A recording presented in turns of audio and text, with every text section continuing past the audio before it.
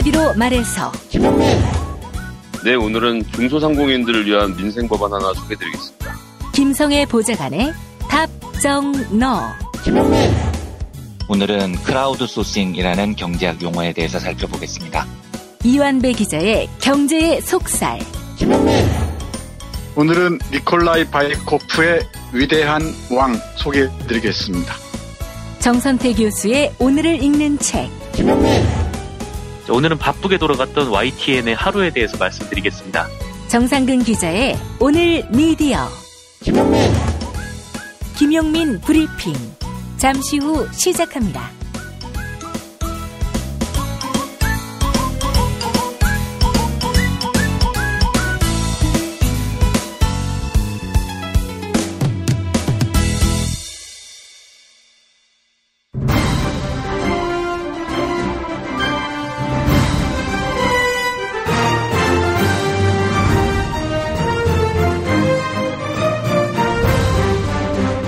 김용민 브리핑.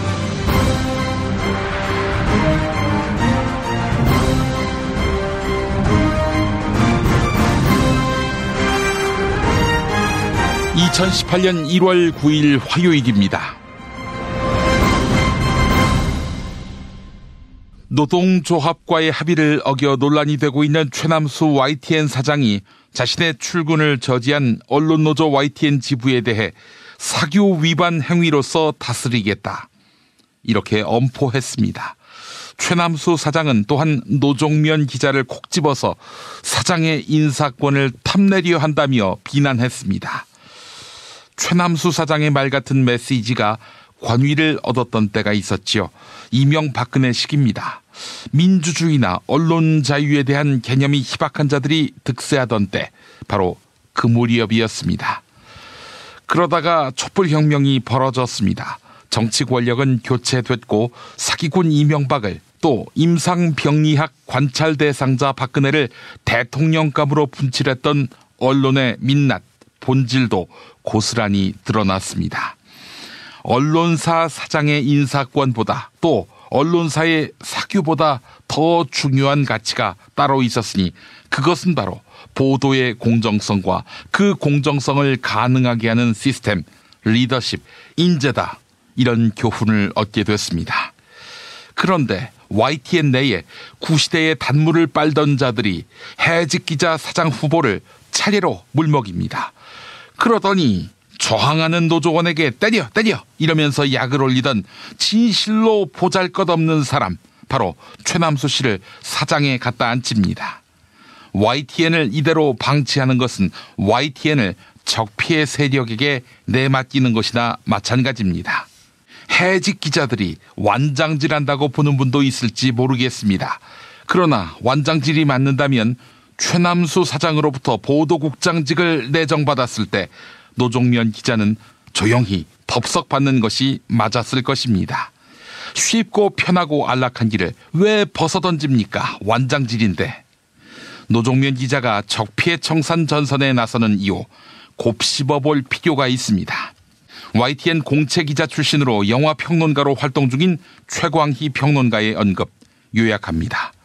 인정할 수 없는 사장 밑에서 일하는 기자들의 불행, 뉴스의 불행, 시청자의 불행을 더 연장할 생각이 아니라면 언론노조와의 합의를 철저히 준수하든가, 나는 깜냥이 안 되는구나 하는 위대한 성찰의 결과를 보여주는 게 조금 더 경험하고 조금 더 사신 분이 취할 수 있는 바른 길이라고 생각합니다. 네, 오늘의 주요 뉴스입니다.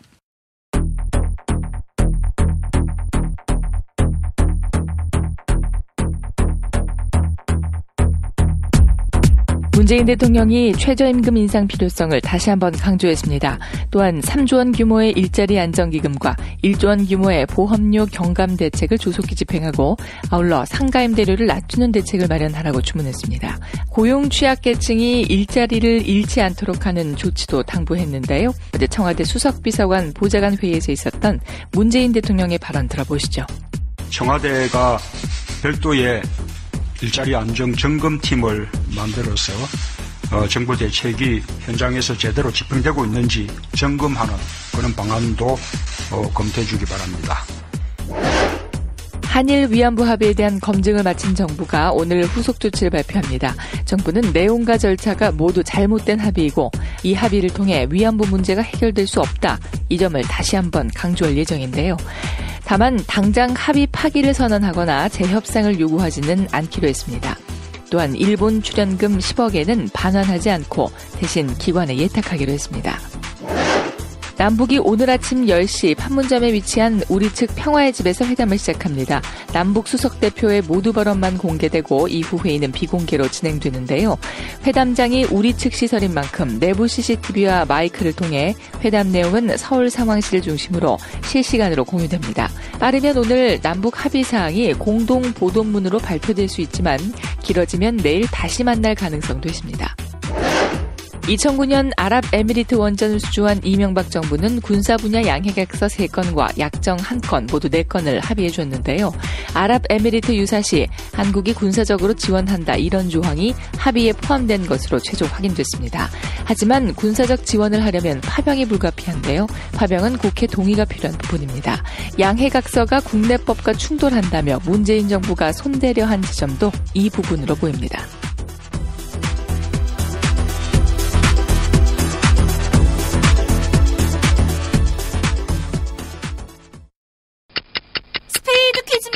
돌잔치, 칠순잔치, 가게홍보, 체육대회, 창사기념일. 정답! 기념품!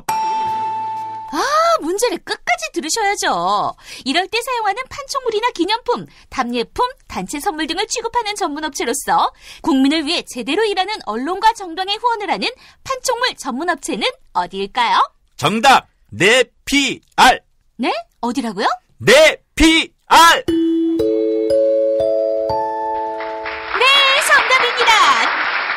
판촉물이나 단체 선물이 필요할 때 이왕이면 우리 편 회사 네피아를 찾아주세요.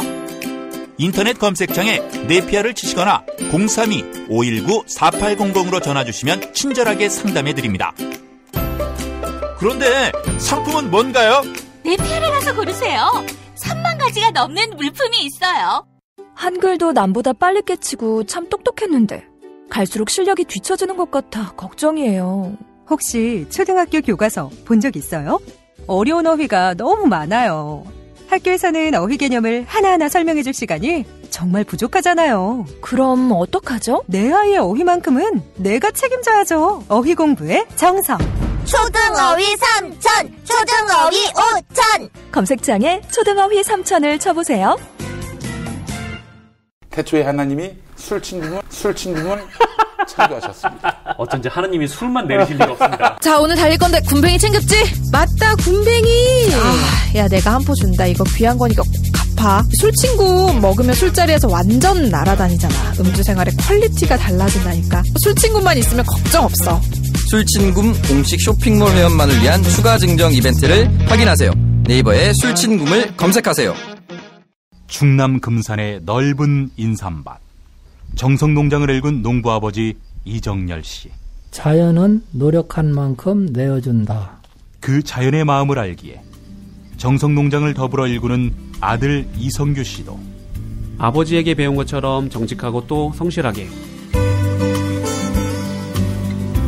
정성농장 홍삼은 인삼 재배부터 가공 판매까지 모두 책임지고 있습니다. 그래서 대한민국 1등 품질을 자부합니다. 검색창에 정성농장 홍삼을 검색해주세요. 정성농장 홍삼. 전화문의는 010-9754-6972. 다이어트도 건강도 맛도 포기할 수 없다. 비타샵 그린 스무디 다이어트. 성공적인 체중 조절의 열쇠는 식사법과 운동입니다. 이제 하루 한두 끼 비타샵 그린 스무디 다이어트로 바꿔 드세요. 비타샵 그린 스무디 다이어트는 동결 건조한 수십 가지 국내산 채소 곡물과 3가지 단백질, 비타민, 미네랄, 식이섬유로 만든 맛있고 건강한 체중 조절용 조제식품입니다.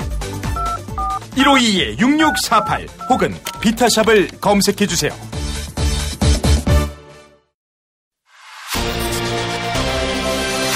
답은 이미 정해져 있으니 너는 대답만 해라고 하는 답정너. 아닌데. 답은 정치인데 너만 몰라. 이건데.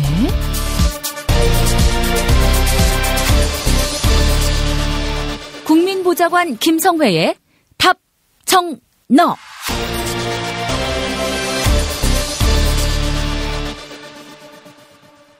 김성회 보좌관 만나겠습니다. 김 보좌관님. 네, 안녕하세요. 네, 우리 김성회 보좌관님은 나는 꼼수다 미주 공연 크게 2차례 있었는데 그 2차례 모두 또 이렇게 총 기획 연출을 하셨던 분인데. 네, 그런 인연으로 또 김 PD님이랑 이렇게 알게 돼서 이런 영광스러운 자리에서 전화도 드리고 그렇습니다. 감사합니다. 이번에 또 김성회 총연출로 손혜원 의원과 주진영 사장의 미주 토크 콘서트가 또 있게 된다고요? 네, 그 행사일은 1월 11일, 현지 시간으로 1월 11일 LA에 있는 한인타운의 옥스포드 팔레스 호텔에서 저녁 7시부터 하고요. 뉴욕은 13일 오후 3시 토요일입니다. 오후 3시 23가 웨스트에 있는 SVA 티어터에서 하고요. 네. 두 공연 다 유료 공연입니다. 저희 주진영 선생님 모시고 하는 비용들을 부담을 해야 해서 25불의 유료 공연을 하고 있고요. 오시는 분들에게는 그만큼의 선물 꾸러미를 준비해서 가져가니까요. 많은 참석 좀 부탁드리겠습니다. 25불 정도면은 진짜 이건 아이고. 예, 그리고 저희가 선물 꾸러미를 화장품 K-뷰티 상품들로 준비해서 25불짜리를 만들었기 때문에 예. 화장품에 공연이 공짜거나 아니면 공연에 화장품이 공짜거나 그렇습니다. 예. 여러분들 많이 모여주시고요. 손혜원, 주진영 두 분의 경제 알아야 바꾼다. 얼마나 많은 분들에게 화제와 또 관심을 불러 모았습니까? 이걸 실사판으로 LA와 뉴욕에서 방송한다는 거 아니겠습니까? 예, 와달라는 요청이 많이 있으셨는데 저희가 못 응하고 있다가 손혜원 의원이 공무로 출장을 하게 됐어요. 그래서 출장 날짜를 피해서 저하고 주진영 선생님이 같이 해서 두 군데 둘러서 직접 만나 뵙고 같이 말씀들 나누려고 하고요. 현지에서 적용을 할 수 있는 우리 한류에 대한 이야기들, 경제에 대한 이야기들, 또 손혜원 의원의 정치 뒷얘기 이런 것들을 좀 같이 모아서 하려고 합니다. 11일 저녁 7시 LA에서 하고요. 그 다음에 13일은 토요일 오후 3시 뉴욕에서 있습니다. 자세한 것들은 손혜원 의원 페이스북에서 확인하실 수 있습니다. 예, 다시 한번 장소 알려주세요. 11일 오후 7시 한인타운 내 옥스포드 팔레스 호텔에서 있고요. 네. 그 다음 13일 뉴욕 SVA 티어터. 이거는 웨스트 23가에 있습니다. 예, 알겠습니다. 뭐 현재 계신 분들은 다 아시겠죠? 네, 동네에 계시면 다 아실 거고 특히나 두 극장전보다 유명한 곳이라서요. 예, 어렵지 않게 찾아오실 수 있을 겁니다. 예, LA는 옥스포드 팔레스 호텔 한인타운에 있고 뉴욕은 SVA 시어터. 여러분들 꽉꽉 채워주시기 바라겠습니다. 그래야 또 열심히 정치하지 않겠어요? 우리 손혜원 의원께서. 또 우리 김성회 보좌관도 굉장히 용기를 내고 힘을 얻어올 텐데 여러분들 많이 들러주시기 바라겠습니다. 유료 공연이지만은 뭐 25불 너무 쌉니다. 또 25불에 해당하는 선물을 드린다고 하니까 많이들 보여주시기 바라겠습니다. 네. 자, 김성회 보좌관님 오늘 어떤 얘기 해볼까요? 제가 최근에 특히 국민의당하고 바른정당 통합 관련된 말씀들을 많이 드렸는데 예. 사실 이제 정당 지지도에 비하면 좀 과분한 대접이었다는 생각을 하고 있고요. 예. 저 자신도 좀 반성하게 됐는데 언론을 둘러보니까 지지율 50%인 정당이 하고 있는 일에 대해서는 소개가 잘 안 되고 있더라고요. 그리고 이 코너가 이제 여의도의 속사를 들여다보는 코너라는 원래 제목도 있었고 해서 예. 앞으로는 뭐 매일은 아니겠지만 시간 나는 대로 민주당이 추진하고 있는 민생 법안이라든지 저희들 정책에 대해서 소개를 좀 드리는 시간을 가지려고 하고요. 예. 그래서 이게 뭐 정무적으로 되게 박진감 넘치고 신나는 얘기는 아니지만 꼭 필요한 법안들에 대해서 소개해드리고 우리 청취자분들이 좀 공감해 주셨으면 하는 말씀에서 말씀을 드리려고 합니다. 알겠습니다. 제1당이자 여당인 더불어민주당 어떤 법안들을 구상하고 있는지 한번 소상히 설명해 주시죠. 예, 오늘 소개해드릴 법안은 소상공인들을 위한 생계형 접합 업종 법제화를 위한 법안입니다. 말이 어렵네요. 예. 생계형 업종을 정해가지고 소상공인들만 할 수 있게 하고 재벌 대기업은 못하게 하겠다라는 건데요. 수치를 말씀드리기 전에 간단하게 말씀드리면 막걸리, 두부, 된장은 좀 재벌은 하지 마라 이런 겁니다. 쉽게 하면. 예. 두부는 사실 두부만 삶을 줄 알고 간수만 탈 줄 알면 누구나 만들 수 있거든요. 예. 기술이 따로 필요하지 않고 어느 정도의 자본만 있으면 되다 보니까 이런 분야에 대해서 재벌 2, 3세들이 엄청 관심을 가져요. 그리고 이제 자본은 갖고 있지만 딱히 능력이 없는 재벌 반개들까지 포함해서 이런 쪽에서 이런 종류 업종들을 치고 들어와서 시장 질서를 교란을 하는 거거든요. 저희 어렸을 때만 해도 두부는 동네에 있는 두부집에서 해먹고 콩나물도 마찬가지로 시장에서 소상공인들이 할 수 있게 되어 있었는데 그리고 그때 재벌이라고 하면 소상공인들이 만들 수 없는 텔레비전을 만든다든지 자동차를 만든다든지 뭔가 그렇죠. 좀 사이즈에 어울리는 일을 했던 거 아닙니까?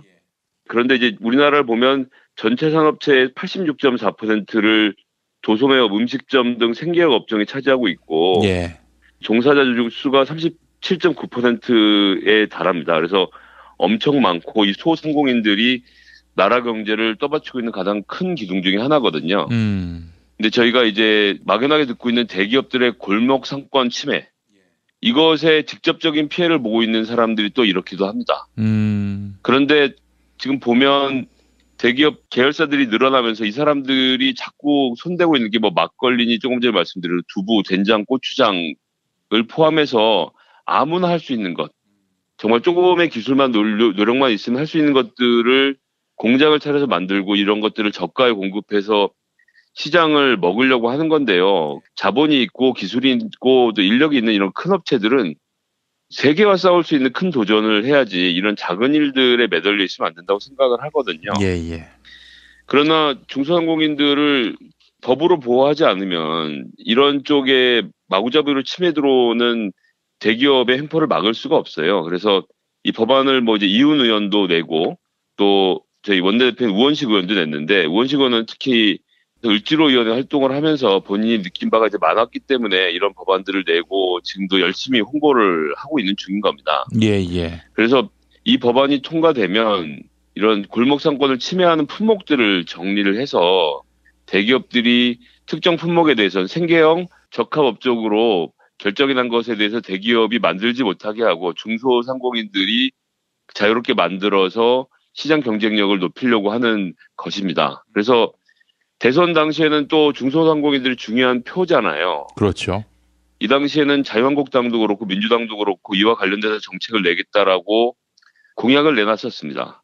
그런데 막상 공약을 발표하고 나서 20대 국회 안에서 조금 전에 말씀드렸던 뭐 우원식 의원도 그렇고 이훈 의원도 그렇고 법안을 내놓고 지금 기다리고 있는데 법안 속에서 논의조차 제대로 이루어지고 있지 않은 형편이거든요. 이런 법안은 정말 시간이 중요해요. 대기업들이 자꾸 상권을 침해해 들어오는 것도 큰 문제고 대기업 입장에서도 기업 경영을 하면서 내후년에는 어디, 그 다음엔 어디로 들어가겠다라는 본인들의 계획을 가지고 자본을 배치하고 인력을 구성하는데 아예 여기 못 들어올 때다라는 영역을 정해주는 일이 빨리 이루어져야 정리가 될 거거든요. 돈 있는 사람들은 어쨌거나 돈 버는 일을, 다른 일을 찾아갈 거 아닙니까? 그렇기 때문에 좀 이런 법안들은 사실 들어보시면 알겠지만 쟁점이랄 게 없습니다. 대기업은 대기업이 잘할 품목들, 돈을 할 수 있는 품목들을 중심으로 하고 중소기업 적합 업종으로 정해지면 이 소상공인들이 그 상품에 대해서는 대기업의 침해 없이 할 수 있다는 좀 안정감을 가지고 소상공인들이 5천만 원 투자하고 1억 투자하시면 사실 거의 전 재산 투자하는 거예요. 전세값 빼서 투자하고 아이들 등록금 빼서 투자하는 건데 이것이 언제 대기업이 어떻게 쳐들어올지 모르는 상황이 되면 얼마나 불안하겠습니까? 그래서 모두가 함께 살 수 있는 상생의 법안인 만큼 이런 법안들이 좀 빨리빨리 통과가 됐으면 좋겠습니다. 그래서 들으시는 청취자분들이 생소하실 수 있겠지만 법안을 내고 있는 우리 이훈 의원하고 우원식 의원에게도 좀 응원의 박수를 보내주시고 이런 법들이 빨리 통과될 수 있도록 관심을 가져주시는 것도 지지자들의 중요한 역할 중에 하나가 아닌가라고 좀 읍소드리겠습니다. 아, 정말 멋진 법안입니다. 사실 뭐 중소업종에 자본만 있으면 누구나 다 할 수 있는 그런 업종에까지 재벌들이 진출해서 뭐 심지어는 뭐 순대까지 만들었어요. 떡볶이도 그렇고. 그러니까 제가 드린 말씀이 바로 그 지점인데 떡 만드는 기계를 1억을 주고 투자를 해서 전세 자금을 잡혀서 만들고 있는데 떡볶이를 쳐들어올지 몰랐는데 떡볶이를 들어와 버리면 정말 당황하게 되는 거잖아요. 그렇죠.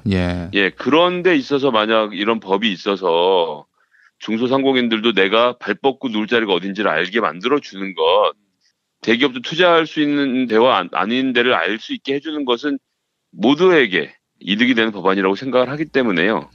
자유한국당의 적극적인 검토를 부탁드리겠습니다.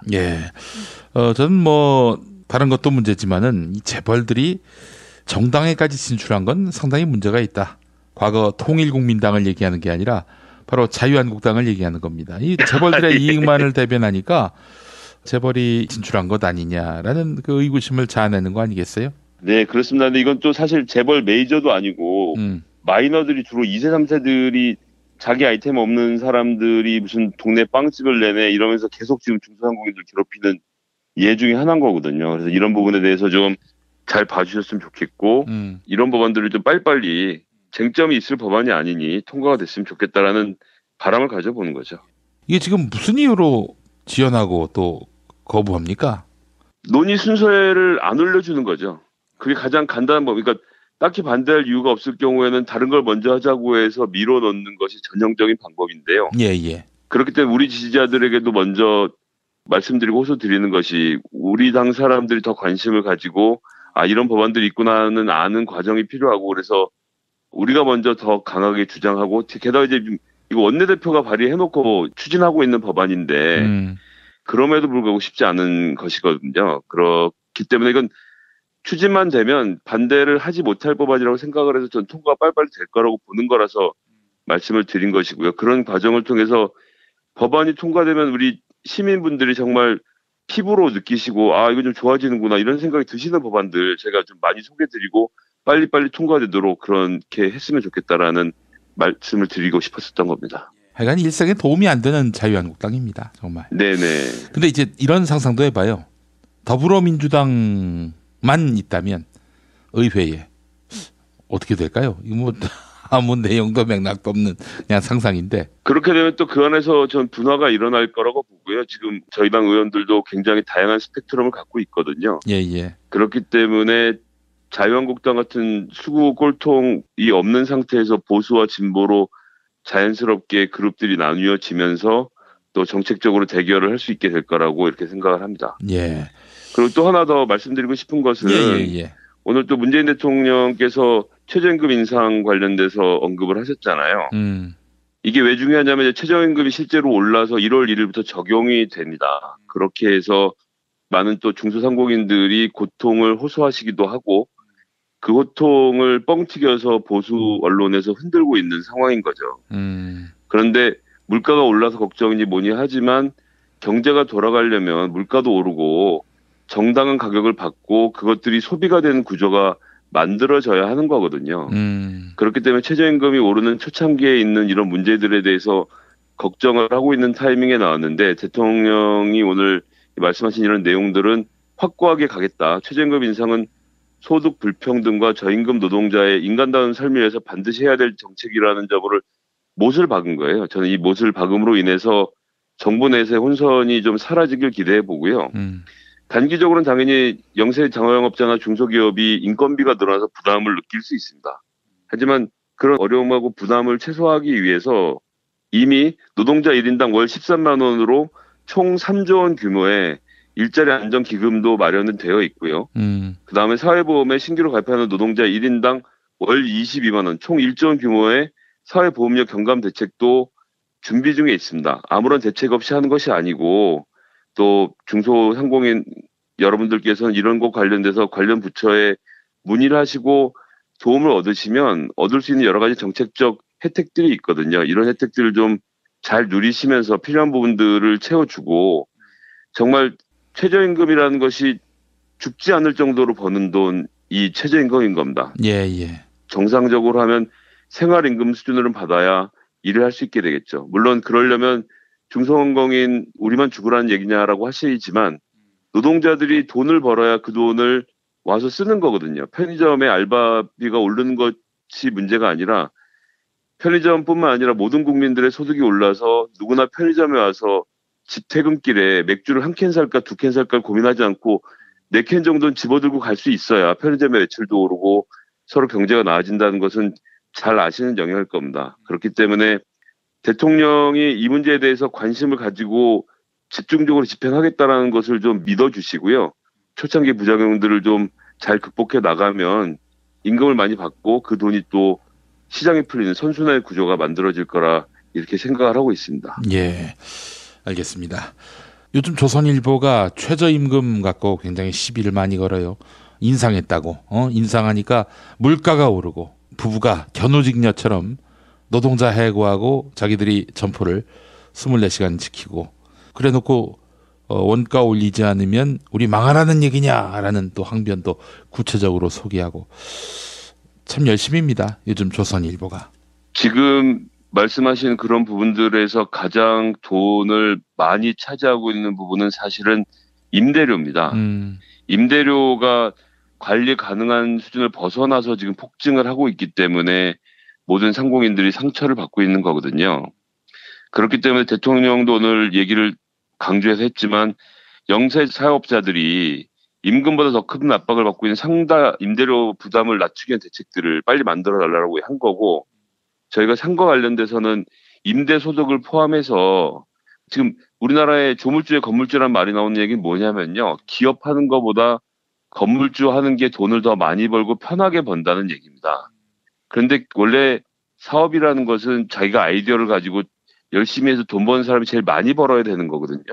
그런데 그것보다도 그냥 자본을 갖고만 있는 임대업자들이 돈을 많이 벌고 편하게 번다는 것은 뭔가 잘못된 구조인 거죠. 그런 부분에 대해서 지적을 하고 또 임대사업자에 대한 이 과세 수단을 찾아내고 이런 부분에 대해서 안정화를 시켜가는 작업이 전 같이 이루어져 간다면 조선일보가 얘기하는 식으로 노동자 바로 위에 있는 편의점 주인이라는 어떤 대기업의 입장에서 봤을 때는 의뢰에 있는 이 사람 둘을 쥐어짜는 게 아니라 아직은 충분한 여력이 있고 오히려 이 사람들 다 쥐어짠 돈으로 먹고 살고 있는 이 임대업자들의 소득을 투명하게 관리하고 임대료가 관리 가능한 적정 수준에서 유지될 수 있도록 법을 만드는 작업들 더불어민주당을 포함해서 열심히 추진해 가야 한다는 말씀을 좀 드리겠습니다. 예, 이 법이 잘 추진될 수 있도록 많은 관심과 또 성원을 우리 시민들이 아끼지 말아야겠네요.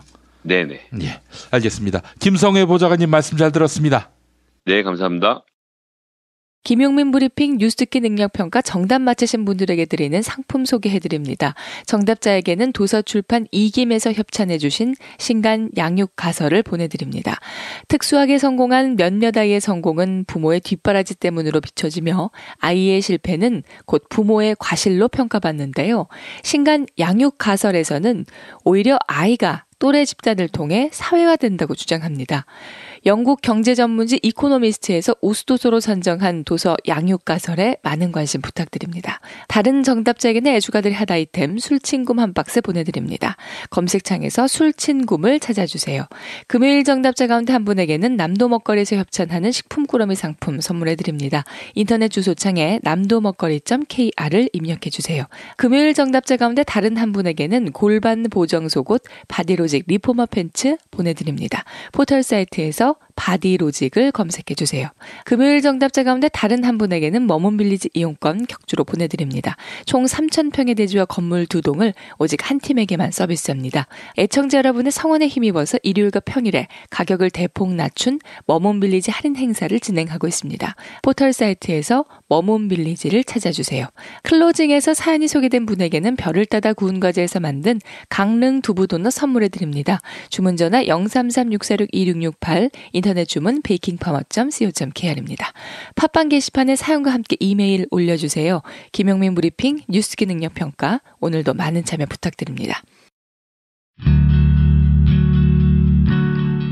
우리는 좌절의 시간을 이겨냈습니다. 우리는 부끄럽지 않은 시간을 만들어냈습니다. 우리는 추운 겨울 차 한 잔을 마실 수 있는 여유를 만들어냈습니다. 새싹당 콩차, 우리 같이 한잔 하시죠. 고마운 분들에게 참 좋은 선물 새싹당 콩차. 전창걸몰닷컴에서 티백2+1 행사 진행 중입니다. 전화구매는 070-8635-1288 070-8635-1288입니다. 전창걸의 새싹당 콩차. 엄마, 이따가 독서실 갔다 올게. 현미 쌀국수 해줘. 여보, 우리 남도 여행 갔을 때 먹었던 나주곰탕 생각난다. 알았어. 내가 남도 먹거리 쇼핑몰에서 한 방에 해결하지.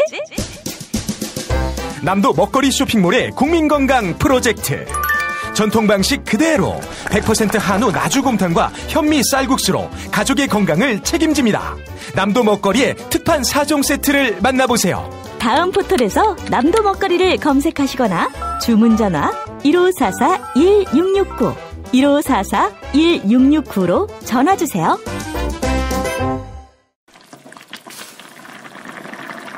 엄마, 이거 뭐야? 된장찌개 너무 맛있다. 아, 그거 저번에 멸치 맛있다 그랬지?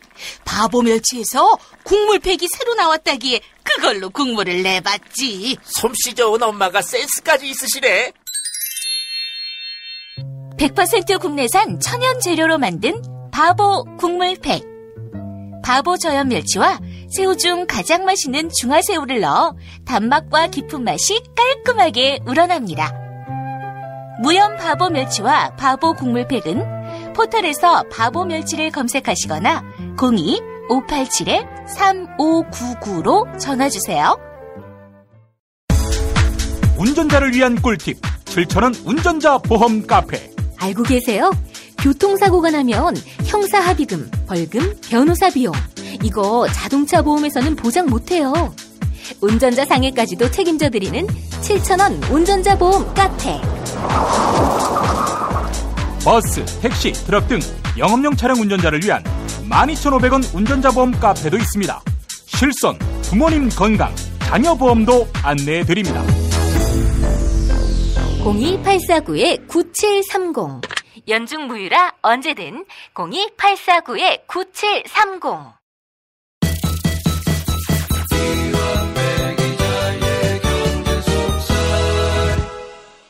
민중의 소리 이완배 기자님 함께하겠습니다. 이완배 기자님. 네, 안녕하십니까. 한국재벌 흑역사 제2권이 나온다고요? 네, 준비를 하고 있습니다. 너무 기대가 되고요. 또 기대하셨던 분들 많이 계시고, 사실 이 책을 계기로 해서 김용민 브리핑과 연결되신 거 아니겠습니까? 네, 맞습니다. 사실 어떻게 김용민 브리핑에 출연을 하게 됐느냐고 물어보시는 분들이 많은데, 제가 먼저 김용민 PD님께 부탁을 했었던 거였어요. 그러니까 한국재벌 흑역사 1권을 냈을 때 이게 제가 다른 거였으면 그렇게 부탁을 안 드리는데 출판사가 민중의 소리 출판사에서 나온 거였습니다. 그래서 제가 내는 책 족족 다 실패를 했거든요.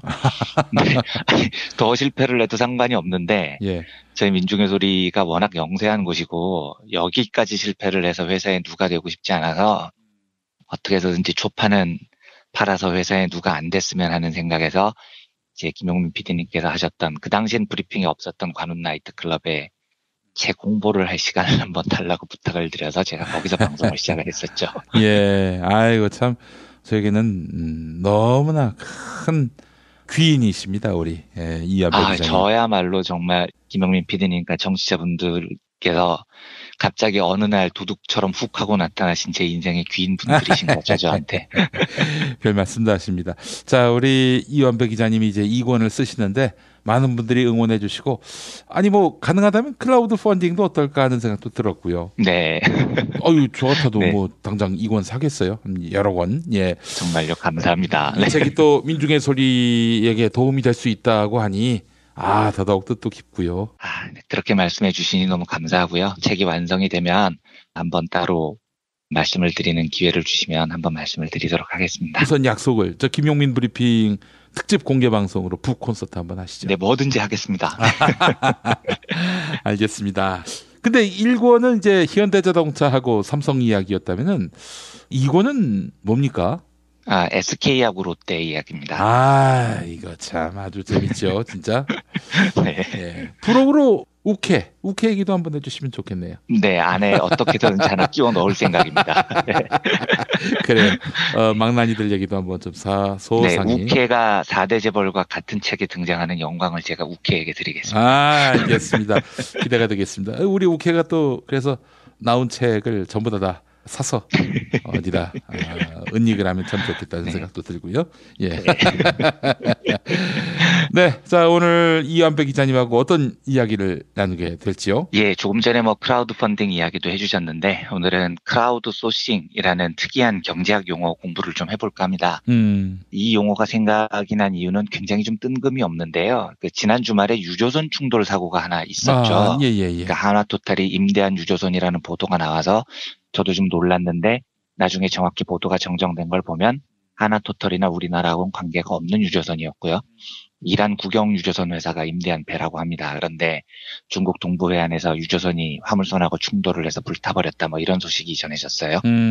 처음에는 하나토탈이 관련된 회사인 줄 알고 굉장히 걱정스럽게 지켜봤는데 우리나라하고는 이제 관련이 없다는 이야기를 듣고 조금 안심이 됐고, 하지만 어쨌든 지금 뭐 외국 선원 32명이 실종 상태여서 수습에 많은 걱정이 되고요. 잘 수습되기를 진심으로 기원하는 마음을 가지고 뉴스를 검토를 해보다가 유조선 침몰 사고 소식이 저한테 이상한 그 연상작용을 일으켜서 크라우드 소싱이라는 경제학 용어를 한번 소개해드릴까 하는 생각이 들었습니다. 좀 편안하게 들으실 수 있는 주제니까 그냥 가볍게 들어주시면 좋겠습니다. 유조선 사건을 보고 제일 먼저 생각이 났던 사건은요. 1989년에 미국 알래스카 근처에서 엄청나게 큰 유조선이 침몰한 일이 있었습니다. 엑슨 발데즈라는 이름을 가진 유조선이 사고를 맞아서 원유를 유출한 사고인데요. 당시에도 그랬지만 사고는 지금까지 봐도 그 원유 유출 사고로는 규모를 찾아보기 어려울 정도로 엄청난 대형 사건이었습니다. 그러니까 해상에서 발생한 환경 파괴 사건 중에는 거의 톱 1, 2를 다루는 최악의 사건 중에 하나입니다. 엑슨 발데즈라는 이름의 유조선이 그때 5,300만 갤런의 기름을 싣고 알래스카 해역을 항해를 하고 있었는데 위치가 너무 애매한 곳에서 암초하고 부딪혀버린 겁니다. 그래서 배가 좌초를 했는데 5,300만 갤런의 기름 중에서 5분의 1 정도인 1,100만 갤런이 바다에 유출이 됐습니다. 우리가 단위가 좀 익숙치 않아서 1,100만 갤런이면은 어느 정도 양인지 잘 감이 안 오죠. 그런데 진짜 알래스카 일대 바다가 시커멓게 변한 사건이었습니다. 1갤런이 한 4리터 정도 되거든요. 그러니까 1,100만 갤런의 기름이 유출됐다는 건 한 4천만 리터 되는 기름이 바다에 뿌려진 겁니다. 4천만 리터를 생각해보면 물 1리터가 한 1kg 정도 되잖아요. 그러니까 기름하고 물하고야 뭐 무게가 좀 다르겠지만 대략 얼추 한 4만 톤 정도 되는 기름이 바다로 쏟아져 나온 겁니다. 어마무시한 거죠. 근데 그 일대가, 사고가 난 일대가 지리적으로도 굉장히 접근이 어려웠어요. 그래서 헬기하고 비행기로는 가까이 갈 수 있는데 해협이 좁아서 배는 보트만 접근할 수 있었습니다. 게다가 거기가 환경적으로 굉장히 중요한 지역이었습니다. 연어, 해달, 물개, 바다새 굉장히 많은 동물들이 서식하는 지역이었고요. 여기에 4만 톤 기름을 쏟아부었다고 생각을 해보십시오. 얼마나 피해가 컸겠습니까? 문제는 이 기름띠를 제거를 해야 되는데 우리가 현대 과학을 너무 맹신해서 그렇지 기름띠 정도야 뭐 열심히만 하면 다 제거되는 거 아니야? 이렇게 생각을 하잖아요. 근데 저도 그럴 줄 알았거든요. 그런데 나중에 기록을 보면 이 기름띠 자체를 제거하는 방법을 전 세계가 못 찾습니다. 별의별 방법을 다 쓰는데도 이게 안 돼요. 뭐 분산제를 뿌리는 방법이 당시에는 일반적이었다고 하는데 분산제를 뿌렸더니 조개가 떼죽음을 당해버리는 겁니다. 환경이 더 파괴가 되는 거죠. 그리고 기름때가 해안 바위에 다 덕지덕지 껴있어서 이걸 물 수압을 확 높여서 세척을 해야 되는데 이랬더니 바위에 붙어있던 미생물이 또 다 죽어버리는 겁니다. 이때 죽은 바다새가 50만 마리가 넘었다고 해요. 연어는 몇 마리가 죽었는지 집계조차 안 됐습니다. 피해가 이렇게 막심한데 해결 방법을 못 찾으니까 이때 미국 정부가 정말 가루가 될 정도로 까였습니다. 달나라로 우주선을 보내는 세계 최강대국이 기름때 하나 처리를 못하냐고요. 그런데 이 기름때가 무려 17년 동안 알래스카 일대를 뒤덮고 있었는데요. 이 무서운 재앙이 어떻게 해결이 되냐면 이노센티브라는 회사가 있습니다. 2001년에 세워진 미국 온라인 연구 개발 회사인데요. 이노센티브라는 회사가 하는 일이 이렇습니다. 어떤 기업이나 정부에서 해결하기 힘든 과학 분야에 문제가 생겨요. 그러면 이노센티브에 의뢰를 합니다. 그러면 이노센티브는 문제를 인터넷에 공개를 합니다. 그리고 아무나 좋아요. 이 문제를 해결해 보세요. 해결만 하면 상금을 드릴게요. 이렇게 공개를 하는 겁니다. 이러면 이제 재능이 번뜩이는 수많은 사람들이 문제 해결에 도전을 하는 거죠. 그러니까 과거에는 무슨 문제가 생기면 박사님이나 석학분, 전문가분들 이런 분들을 찾아서 해법을 찾아주세요. 이렇게 했었죠. 그런데 이노센티브는 시대가 바뀌어서요. 꼭 박사학위를 가진 전문가 이런 사람들뿐 아니고 수많은 분야의 다양한 시민들에게 아이디어를 구하는 플랫폼을 만든 겁니다. 그런 취지로 설립된 연구소였던 거죠. 2007년에 이노센티브가 국제기름유출연구소 의뢰를 받아서 알래스카 기름띠 문제를 해결을 나섭니다. 그리고 상금을 2만 달러를 걸어요. 한 2,100만 원 정도 되는 거죠. 고작입니다. 고작. 17년 동안 해결이 안 된 문제를 해결하기 위해서 2만 달러의 상금을 걸었습니다. 그런데 이 문제를 온라인에서 공개를 하니까요. 전 세계에서 수많은 사람들이 이 문제 해결에 달려듭니다. 그리고 놀랍게도요. 문제가 공개된 지 딱 3개월 만에 시멘트 회사에 다니는 한 엔지니어가 기발한 아이디어를 내서 이 알래스카 앞바다의 기름을 모두 제거할 수 있게 됩니다. 그러니까 17년 동안 전문가들이 다 못한 일을, 미국 정부가 못한 일을 문제를 모든 사람들에게 공개하고 대중의 바다에 빠뜨려서 대중에게 지혜를 모으니까 3개월 만에 해결이 됐다는 겁니다. 하나만 더 예를 들어보겠습니다. 이 제너럴 일렉트로닉이라는 미국의 유명한 종합회사가 있죠. 근데 이 회사가 항공기 엔진을 제작하는 부품도 만드는데 이 부품을 고정할 때 조임새, 볼트너트 부분의 무게를 줄이기 위한 연구를 굉장히 오랫동안 진행을 했어요. 그런데 결과가 썩 만족스럽지 않았던 겁니다. 그래서 2013년 6월에요. 홈페이지에 이 3D 프린팅을 이용해서 조임새 경량화 디자인 과제를 공지를 합니다. 그리고 포상금을 내걸어요. 단 몇 주 만에 전 세계에서 5만 기업, 개인, 연구자, 디자이너들이 막 그 자기 연구 과제들을 발표를 합니다. 그 조임새 무게를 줄이는 걸요. 예. 700건에 가까운 대안이 제시됐다고 해요. 그런데 최종 심사에 10건의 아이디어가 올라갔는데 이 10건 중에는 미국인은 한 명도 없었고요. 항공 엔지니어도 한 명도 없었습니다. 그리고 최종적으로 최우수 상금 7,000달러가 제공이 됐는데 이 상금을 받은 사람이 조임새 무게 2kg을 8분의 1 수준인 300g으로 줄인 사람이 등장을 해요. 이 사람이 인도네시아의 21살 엔지니어였습니다. 놀라운 일이죠. 이걸 크라우드 소싱이라고 얘기를 합니다. 크라우드 소싱은 대중을 뜻하는 단어인 크라우드하고 이제 남에게 일을 맡길 때 아웃소싱이라는 말을 쓰잖아요. 이 두 단어를 합친 말입니다. 그러니까 그 전까지만 해도 많은 기업들이 전문가 집단에게 기술 개발을 맡기고요. 이제 아웃소싱 한다고 하죠. 아니면은 자기들이 연구원들을 채용을 해서 직접 기술을 개발을 했습니다. 그런데 이제 시대가 바뀐 겁니다. 인터넷이 발달하고요. 대중들이 자기의 의견을 자유롭게 개진하는 시대가 됐죠. 그러니까 특정 전문가가 아니라 대중들에게 문제를 공개하고 기술 개발에 참여할 수 있는 길을 열어줍니다. 이러면 문제가 훨씬 빨리 해결이 된다는 겁니다. 지금 말씀드린 이 몇 가지 크라우드 소싱의 사례가 우리에게 전해주는 중요한 교훈이 한 3가지 정도 있습니다. 첫째로요. 크라우드 소싱의 가능성이 무궁무진하다는 말은 지금까지 근현대 자본주의를 이끌었던 소수 독재형 압축 개발, 이런 시대가 완전히 저물었다는 걸 뜻하는 겁니다. 제가 몇 번 소개해드렸듯이 테일러리즘, 현대 자본주의의 뿌리 같은 거죠. 몇 명의 뛰어난 지도자와 다수의 복종하는 노동자들을 중심으로 이루어진 지금까지의 자본주의는 막을 내리게 될 거라는 뜻이에요. 그러니까 전문가라고 불리는, 지도자라고 불리는 사람의 권위가 절대적으로 존중을 받아 근현대 자본주의는 발전을 해왔는데요. 예. 지금은 전문가의 권위, 지도자의 권위, 이게 더 이상 미래 세상을 지탱하지 못합니다.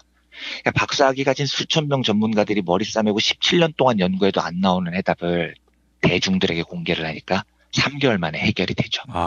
그러니까 세상의 움직임이 너무나 다양해지고 다변화돼서 아무리 공부를 많이 하고 전문가가 돼도 진리를 다 알 수가 없어요. 오히려 바다 같은 대중의 지혜에 푹 빠져버리는 게 훨씬 더 효율적인 겁니다. 근데 이제 우리나라를 보면 여전히 한국의 지배계급은 이 전문가의 권위, 지도자의 권위에 모든 것을 의존하는 습관을 못 버립니다. 그래서 어떤 결론이 나오느냐, 전문가가 가르칠게 너는 따라와, 닥치고 내가 하라는 대로 해, 이런 분위기가 안 없어지죠. 이게 제일 심한 곳이 언론입니다. 그러니까 내가 기자야, 나 PD야, 나 중앙일간지야, 이런 마인드에서 못 벗어나잖아요. 아직도 자꾸 뭘 가르치려고 하고요. 그러다 보니 이 대중의 바다에 빠지지를 못하는 거예요. 너무나 오랫동안 이 종이신문의 권위에 종속이 돼 있어서요. 그러다 보니 지금 크라우드 소싱의 시대에 종이신문을 중심으로 한 중앙일간지들은 거의 폭망의 길을 걷고 있죠. 저는 그 마인드가 완전히 뒤바뀌지 않으면 영원히 벗어나지 못할 거라고 봅니다. 몰락의 길을 자초할 것 같다는 느낌이 들어요. 둘째로 앞으로는 경청, 존중, 이런 능력이 정말 중요해지는 세상이 될 겁니다.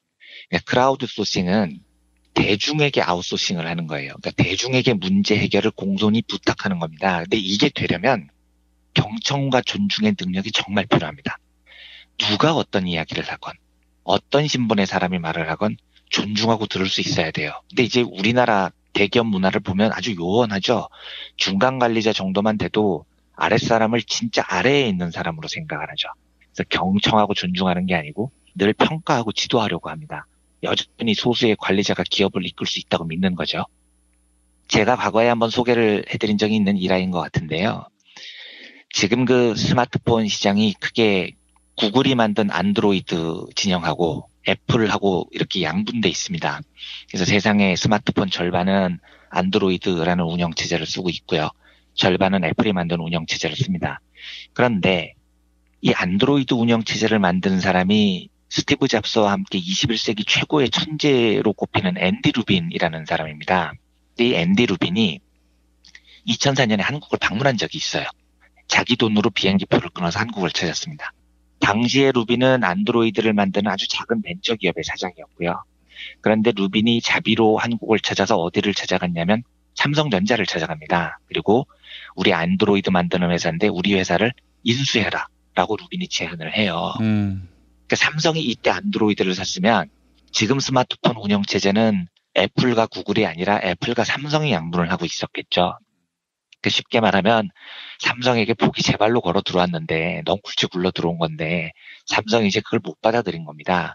삼성은 안드로이드를 사지 않고요. 루빈은 바로 다음에 2005년에 구글을 찾아갑니다. 그래서 안드로이드를 구글에 팔아요. 얼마에 파느냐? 단돈 5천만 달러에 팝니다. 지금 생각해보면 550억인데 진짜 헐값인 거죠. 세계 스마트폰 시장을 양분하는 안드로이드의 가격이 550억이라고 하면은요. 근데 제가 말씀드리려는 건 이런 겁니다. 지금 결과를 두고요. 삼성이 보는 눈이 그렇게 떨어지네. 그때 안드로이드를 샀어야지 라고 말하려는 게 아니에요. 그건 너무 결과론적인 분석입니다. 삼성전자만의 당시 판단이 있었을 거고요. 그 판단을 가지고 안드로이드를 안 살 수도 있는 겁니다. 그래서 결국 나중에 대박이 나더라도 그건 삼성의 복이 아닌 거죠. 모든 판단을 딱 결과만 가지고 평가를 할 수는 없는 겁니다. 제가 이 사건을 가지고 삼성이 멍청한 놈들이 굴러온 복을 찾다 이 이야기를 하고 싶은 게 아니에요. 심지어 당시에는 스마트폰이 나오기 3년 전이었고요. 스마트폰 운영 체제라는 것에 대한 인식도 굉장히 부족했을 때였습니다. 그러니까 이런 실패 사례는 경영을 하면서 일어날 수 있는 수많은 사건 중에 하나인 거죠. 근데 제가 무슨 말씀을 드리고 싶냐면 당시 루빈이 제 발로 안드로이드를 들고 삼성에 찾아왔는데 왜 삼성과 협상이 결렬됐는지를 스스로 밝힌 대목이 있습니다. 구글 안에서라는 책에 보면 이 루빈이 그 스티브 랩이라는 구글 전문 기자하고 인터뷰를 한 대목이 있는데요. 루빈이 당시 상황을 이렇게 기억을 합니다. 그 책 대목을 읽어보겠습니다. 동료와 둘이서 청바지 차림으로 거대한 회의실로 갔다. 청색 정장 차림의 간부 20명이 벽을 따라 쭉 서 있었다. 삼성의 본부장이 들어오자 서 있던 사람들이 일제히 자리에 앉았다.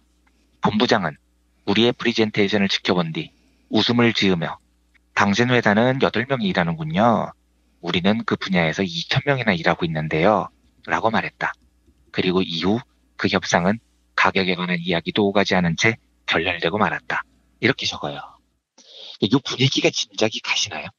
그러니까 레빈이 청바지 차림으로 회의실에 들어갔더니 이제 레빈이 보기엔 좀 조폭 문화 같은 거죠. 간부 20명이 벽에 쭉 기대고 서 있더라는 거예요. 그리고 본부장이 탁 들어와서 앉으니까 그제서야 간부들이 착착착착 앉는 겁니다. 이건 동양 문화니까 그럴 수 있다고 치고요. 그런데 본부장이 뭐라 그러냐면 야 너네 벤처지? 8명에서 일해? 한심한 것들. 야 우리는 그 분야에서 2,000명이 일해.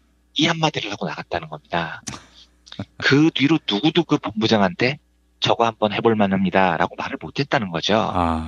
그 뒤로는 가격 협상을 꺼내지도 못하고 협상이 결렬돼 버렸다는 겁니다. 그러니까 저는 삼성이 저런 판단을 할 수 있는데요. 제가 말하고 싶은 건 그 판단의 기준이 논리와 이성이 아니고 존중과 경청이 안 됐기 때문이라면 문제가 심각하다는 겁니다. 나보다 낮은 사람 말은 일단 경시하고 보는 문화가 우리 기업들 사이에 있죠. 별거 아닌 것 같으면 깔아봅니다. 이런 문화가 지배하는 경제는 절대로 대중의 거대한 바다에 지혜를 구하는 겸손함을 갖출 수가 없습니다.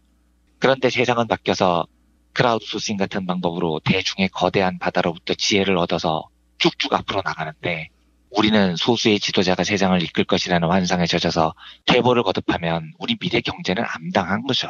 그러니까 삼성이 안드로이드를 못 살 수는 있는데 청바지 차림에 루빈을 깔아봤던 그 문화가 저는 문제라는 이야기를 하고 싶은 겁니다. 마지막으로 하나만 더 말씀드리겠습니다. 그렇다면 제가 크라우드 소싱, 그러니까 소수의 권위가 아닌 대중의 바다로부터 지혜를 얻는 방식이 미래 경제를 바꿀 것이라는 긍정적 이야기를 드렸는데요. 지금부터 만약에 4차 산업혁명이라고 부르건 뭐라고 부르건요. 대중의 힘에 의해서 인류의 지식이, 경제가, 삶이 발전하게 된다면 우리는 이 새로운 경제 시스템에 걸맞는 새로운 정치, 사회 시스템의 옷을 입어야 된다는 과제가 있습니다. 예. 조금 이제 어렵게 들리실 수도 있는데 역사는 그런 겁니다. 늘 경제 시스템이 먼저 변했어요. 그리고 나중에 정치, 사회 시스템이 이제 그걸 따라가지를 못하는 겁니다. 그래서 결국 충돌이 생겨요. 이걸 뭐 유식한 말로 하면 토대가 상부 구조를 규정한다 이렇게도 얘기를 하는데요. 경제 시스템이 변했는데 정치, 사회 시스템은 변하지 못합니다. 그러면 옛날의 정치, 사회 시스템을 선호하는 옛 세력과 새로운 경제 시스템에 걸맞는 정치, 사회 시스템을 원하는 새로운 세력들이 투쟁을 벌입니다. 이걸 이제 어려운 말로 계급투쟁이라고 하죠. 계급투쟁? 네. 예를 들면 중세 봉건 귀족들은 자본주의라는 새로운 경제 시스템에 전혀 걸맞지 않는 옛 세력이었어요. 그런데 산업혁명을 통해서 경제 시스템이 바뀌었습니다. 그러니까 중세 분권이라는 신분제를 기반으로 한 정치사회 시스템이 자본주의 경제 시스템을 감당을 못해요. 그래서 자본가 계급과 중세 귀족 계급이 투쟁을 벌이죠. 그리고 결국 자본가 계급이 승리를 합니다. 그렇게 해서 역사는 먼저 경제 시스템이 변하는 것에 따라서 정치 사회 시스템이 따라서 변하게 되는 겁니다. 그런데 종전까지의 자본주의 시스템은 우리가 뭐 천부인권이니 민주주의니 이렇게 이야기를 해도요. 여전히 소수의 자본가 계급이 세상을 주도할 힘을 갖고 있었던 시스템입니다. 그러니까 이제 말만 천부인권이고 민주주의고 1인 1표의 세상이지 사실 세상이 돌아가는 원리를 쭉 보면 1인 1표가 아니고 1원 1표였던 거죠. 1원 갖고 있으면 1표고 10원 갖고 있으면 10표고 돈 많은 놈이 장땡이었던 세상인 겁니다. 나향욱인가 그 교육부 그 사람이 민중은 개돼지 드립을 했을 때 제가 종종 그렇게 이야기를 하는데 그거 술 취해서 뱉어낸 헛소리가 아닙니다. 나향욱은 온전히 자기 생각에 진심을 표현한 거예요. 그러니까 그런 사람들은 이재용은 한 10만 표 가져야 되고요. 개돼지들은 저 구석에 짜져 있어라. 이게 진심인 거예요. 그런데 이런 정치사회 시스템이 용납이 된 건 실제로 우리 경제 시스템이 그랬기 때문인 이유도 있어요. 우리가 압축 성장을 하면서 경제 시스템 자체가 소수의 명령권자들에게 지나치게 의존을 해온 겁니다. 그런데요. 이제 경제 시스템이 바뀔 겁니다. 뭐 4차 산업혁명이라고 부르고 뭐라고 부르거든요. 만약에 그런 거대한 경제 시스템의 변화가 온다면은요. 우리가 지금부터 고민을 해야 될 건 IT 전문 인력 10만 양병설 이런 헛소리가 아니고요. 경제 시스템이 거대하게 변화를 할 때 여기에 맞는 정치, 사회 시스템의 적절한 변화를 고민을 해야 된다는 겁니다. 그야말로 대중의 바다에서 지혜를 구하는 시대라면 대중의 권한이 실로 막강해지는 정치, 사회 시스템이 생겨야 된다는 거예요. 그러니까 말로만 천부인권 1인 1표가 아니고 실질적인 평등이 형성돼야 됩니다. 소수의 전문가들이 세상을 끌고 나가는 게 아니고 다수의 지혜가 세상을 이끈다면 다수가 존중받는 정치, 사회, 문화 시스템이 있어야 되죠. 그런데 우리 지금 현재를 보면 어디를 돌아봐도 우리의 문화, 정치, 사회 시스템은 여전히 소수의 선별된 권위자를 존중하고 선별하는 시스템입니다. 이게 안 바뀌고 있어요. 말로만 4차 산업혁명, 4차 산업혁명 이러는데 우리 교육 시스템만 봐도요. 서울대, 스카이, 인서울 이 순서대로 대학 서열화를 매기지 않습니까? 이건 소수의 선별된 권위자를 뽑는 시스템인 겁니다. 그리고 선별된 소수의 지도자에게 부와 권력을 몰아주는 시스템이죠. 예. 그러니까 아무리 크라우드 소싱 이야기해보고 알래스카 기름때를 멈춘 사람이 하버드 대학교 박사가 아니고요. 시멘트 공장 노동자였고요. 제너럴 일렉트로닉의 그 조임새 무게를 줄인 사람은 공학 박사가 아니고 인도네시아의 21살 청년이었고 이걸 아무리 이야기를 해도요. 한국은 서울대 스카이를 선별하는 시스템을 멈출 생각이 없는 거예요. 그러니까 이런 문화, 이런 정치, 이런 사회에서 우리가 크라우드 소싱 시대의 미래 경쟁력을 가질 수 있을까를 생각을 해보면 택도 없는 이야기가 돼버리는 겁니다. 동중국해에서 발생한 유조선 충돌 뉴스가 괜히 저한테 그 크라우드 소싱을 떠올리게 해서 오늘 엉뚱한 이야기를 좀 길게 드렸는데요. 새로운 시대, 4차 산업혁명 어쩌고를 수박 겉핥기식으로 이야기하지 말고요. 대중의 바다에서 지혜를 구하는 시대입니다. 이 시대를 정말 잘 준비했으면 좋겠다는 생각이 들었어요. 이런 건 이노센티브 같은 몇 개 회사가 플랫폼을 잘 구축하고 이런 문제가 아닙니다. 경제의 주인공이 소수의 엘리트에서 바다 같은 대중으로 바뀐다는 게 핵심입니다. 이건 철학의 변화인 거죠. 경제 시스템의 거대한 변화이기도 합니다. 그러면 그 거대한 변화에 맞게 정치, 사회, 문화의 옷을 제대로 바꿔가는 과정이 필요합니다. 권위를 버리고요. 경청하고 존중하는 새로운 문화가 필요합니다. 대중들에게 더 많은 권한이 돌아가는 문화가 필요한 겁니다. 사회의 교육 시스템도 대중들을 중심으로 바뀌는 문화가 필요한 거죠. 너무 오늘 광범위한 이야기를 드려서 좀 집중이 안 되셨을 수도 있을 것 같은데요. 이 정도로 크라우드 소싱 이야기를 정리하도록 하겠습니다. 그래요. 한 사람의 똑똑한 지도자가 있으면은 우리는 그의 영도력에 따라서 묵묵히 따라가야 한다. 박정희를 그렇게 대상화하지 않았습니까? 그렇죠. 그리고 이건희가 한 명의 천재가 10만 명을 먹여 살린다는 서구 사회에서는 이미 한 60년 전에 깨진 이론을 들고 나오면서 우리나라 기업의 그런 문화가 확대가 됐고요. 예. 이명박이 자기를 대통령으로 뽑으면 주가지수가 5천까지 뛴다는 헛소리를 하면서 슈퍼맨 신드롬을 강조를 했고요. 이러면서 계속 한 명의 지도자, 소수의 지도자에 대한 환상이 우리 경제 시스템에 계속해서 이어졌었던 겁니다. 지난 일요일 문재인 대통령이 영화관에서 영화 1987을 관람하고는 무대에 서서 했던 말이 있습니다. 그런다고 세상이 바뀌느냐라는 대사가 있었는데 아마 지난 촛불혁명 때 그런 이야기를 주변으로부터 많이 들으셨을 것이다. 그러나 세상이 바뀌었다라는 점을 이제 말씀하시려 했던 거겠죠. 그러면서 했던 말이 또 있습니다. 세상을 바꾸는 사람이 따로 있지 않다. 우리가 함께 힘을 모을 때, 연희도 참가할 때 그때 세상이 바뀐다는 것을 영화가 보여주는 것 같다. 이렇게 덧붙였던 말. 그 말씀을 염두에 두고 오늘 하신 말씀은 아니죠? 그거는 아니지만 어쨌든 이 정치, 경제 모든 쪽에서 일맥상통하는 이야기입니다. 예, 그렇습니다. 또 문재인 대통령 발언에 이어서 생각나는 노래가 있는데 DJ DOC의 삐걱삐걱이라는 노래입니다. 이 가사를 보면은 뒷부분에 가서 이제 바꿔야 해, 우리가 바꿔야 해요. 누가 바꿔줘요 하며 기다리면 안 돼요. 힘없는 사람은 만날 당하고만 살아요. 이렇게 삐걱대며 세상은 돌아가요. 이런 가사가 또 있습니다. 그래요. 우리가 바꿔야 하고 누가 바꿔줘요 하며 기다리면 안 된다는 가사. 꽤 오래전에 나온 가사, 한 20년 전에 나온 가사인데 예, 오늘 또 새롭게 느껴집니다. 네, 마음에 와닿습니다. 예, 예. 이완배 기자님 오늘 말씀 잘 들었습니다. 네, 감사합니다.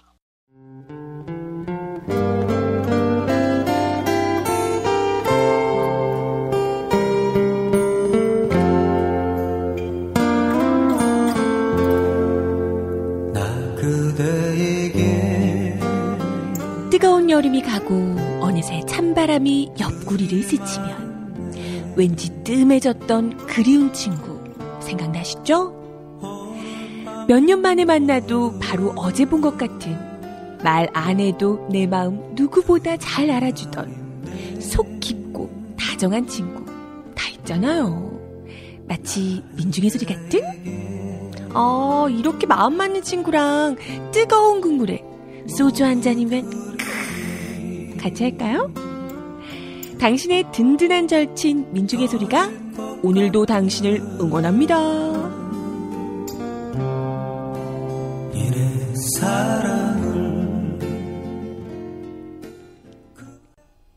민중의 소리 후원 전화 1661-0451 1661-0451 민중의 소리.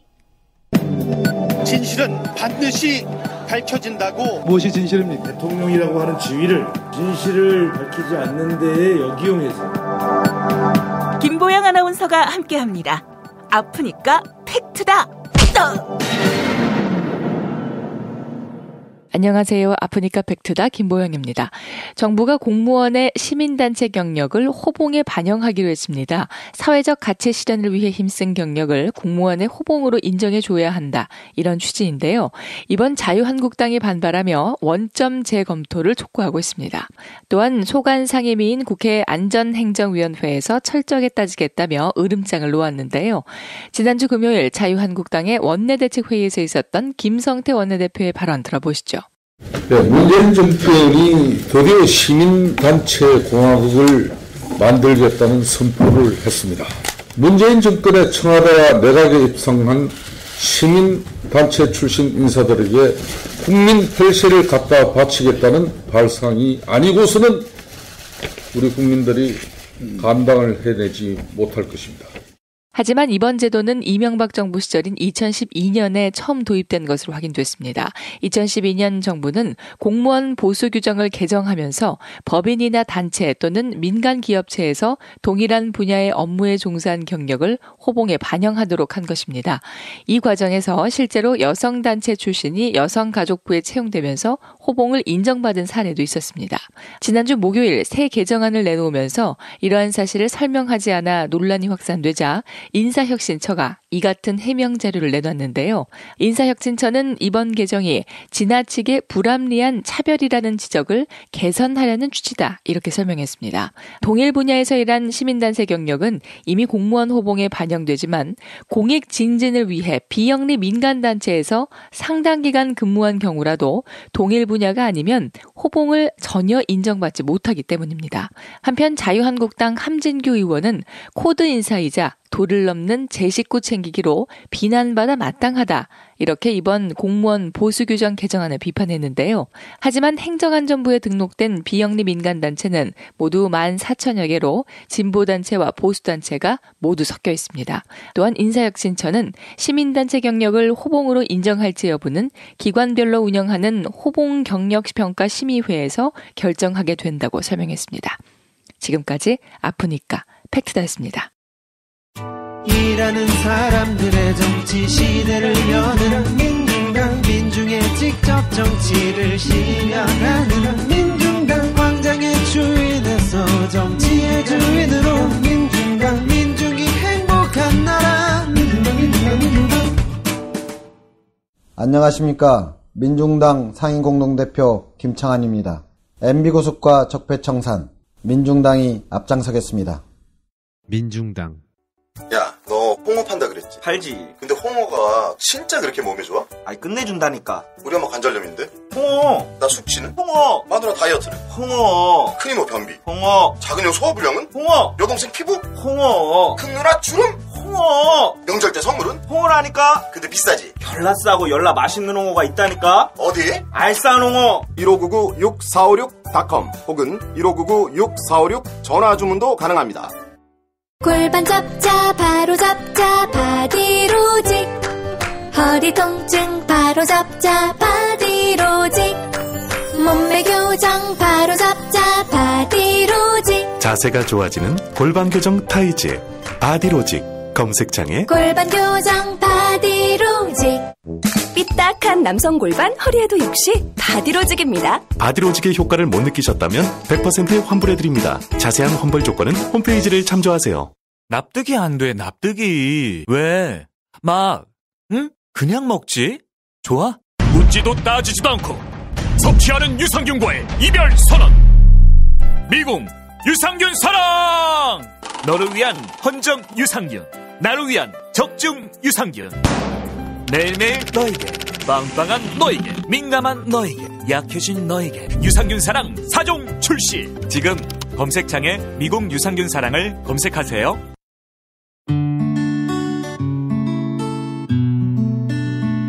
당신과 내가 좋은 나라에서, 그 정의로운 나라 그곳에 산다면 난 그냥 좋아서 웃기만 할 거예요.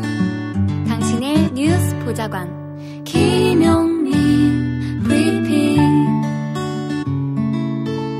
대한민국 뉴스 브리핑의 선두주자 김용민 브리핑. 계속해서 김보영 아나운서가 오늘의 날씨를 전해드립니다. 날씨를 전해드리겠습니다. 오늘은 찬 공기가 남하하면서 기온이 큰 폭으로 떨어지겠습니다. 아침 기온 서울 영하 5도, 대전 영하 3도, 광주 영하 1도, 대구 영하 2도로 예상됩니다. 찬바람이 불면서 체감 온도는 이보다 더 낮겠는데요.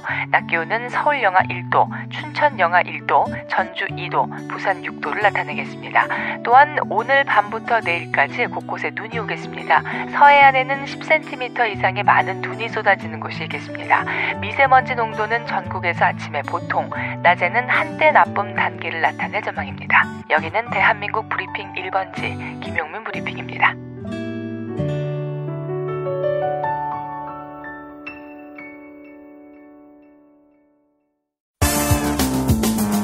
오늘을 읽는 책, 문학평론가인 국민대학교 국문학과 정선태 교수와 함께합니다. 국민대학교 한국어문학부 국어국문전공 정선태 교수님과 함께하겠습니다. 교수님. 네, 안녕하세요. 네, 자 교수님 오늘 어떤 책 소개해 주십니까? 네, 오늘은 제가 참 아끼는 책 니콜라이 바이코프의 위대한 왕 소개해드리겠습니다. 아, 러시아 작가 같은데요? 네, 그렇습니다. 부제가 만주의 밀림을 호령한 한국 호랑이의 일생 이렇게 달려있는데요. 한국 호랑이를 위대한 왕이라고 지칭하고 있습니다. 예. 이 작품은 누가 뭐래도 이른바 동물 문학의 최고 고전에 속합니다. 예. 동물 문학이라 하면 동물이 주인공인 문학으로 생각하시면 될 것 같습니다. 금수회의록. 네. 그건 동물 문학이라기보다는 동물이 등장하는 우화 비슷한데. 아, 우화하고 동물 문학이 다릅니까? 뭐 비슷한데요. 동물의 생태를 일부분만 포착해서 어떤 의미들을 읽어내는 게 우화라면은 예. 동물 문학은 그야말로 동물이 주인공으로 등장해서 예. 하나의 그 장대한 서사 스토리를 이어가는 겁니다. 어차피 허구의 사실을 갖고 다룬 그런 작품인데 뭐가 다른 건지 잘 모르겠어요. 아, 근데 우화는 뭐 많은 경우 동물의 속성들을 파악해서 의미를 전달하지만 그건 허구인 경우가 많고요. 예. 네, 이 소설은 허구이긴 하지만은 호랑이에 대한 치밀한 관찰을 토대로 한 다큐멘터리 소설에 가깝습니다. 아, 그렇군요. 논픽션과 픽션의 차이 정도라고 봐야 되는 건지? 네, 그 경계에 있는 것으로 보시면 될 것 같습니다. 예. 일단 이 정도만 하고요. 만주의 밀림을 호령한 한국 호랑이의 일생, 위대한 왕이라는 작품인데요. 예. 이 세계 동물 문학의 고전을 꼽힙니다. 먼저 이 작품을 쓴 니콜라이 바이코프에 대해서 잠깐 설명드리겠습니다. 예. 이 니콜라이 바이코프는 이름에서 알 수 있듯이 러시아, 그러니까 제전 러시아 출신입니다. 1872년에 태어났는데 혁명 이전에 청년 장교가 돼요. 1917년 혁명 이전이죠. 그리고 나서 러시아가 관장했던 이 만주 지방, 중국에서는 동북 지방이라 부르죠. 예. 이 만주 지역의 동청철도 수비대로 파견이 됩니다. 그러니까 동청철도라고 청나라 동쪽에 철도가 있었는데 이 철도의 수비대로 파견이 됩니다. 그러다가 러시아 혁명 때 백군에 가담을 합니다. 예. 군인이니까 당연히 했겠죠. 사실 우리가 러시아 혁명하면 1917년 10월로 끝난다고 생각하기 쉬운데 이 레닌의 볼셰비키가 혁명을 성공으로 이끌고 나서도 약 3, 4년에 걸친 내전을 치릅니다. 그 내전을 혁명 내전이라고 하는 이 내전을 3, 4년에 걸쳐서 치르는데 그때 대결 구도가 홍군과 백군이었죠. 그러니까 홍군은 혁명 세력이고 백군은 반혁명 세력들이죠. 그러니까 백군에 속한 사람들이 이른바 귀족이나 기존의 짜르 체제 지지했던 그러니까 이른바 왕당파 정도로 얘기할 수 있겠죠. 예. 근데 우리가 역사에서 아시다시피 이 백군이 패배합니다. 패배하면서 니콜라이 바이코프도 러시아로 돌아가지 못하고 터키와 이집트와 인도를 떠돕니다. 그러다가 만주로 들어와요. 다시. 만주에서 30년 동안 삽니다. 이 30년 동안 살면서 이 만주의 장대한 그 타이가 숲, 타이가란 유라시아 지역에 있는 침엽수 숲을 얘기하는데요. 예. 이 타이가 숲에서 주로 호랑이를 집중적으로 관찰을 합니다. 그러다가 이제 거기에서 소재를 얻어서 이 소설을 쓰는데요.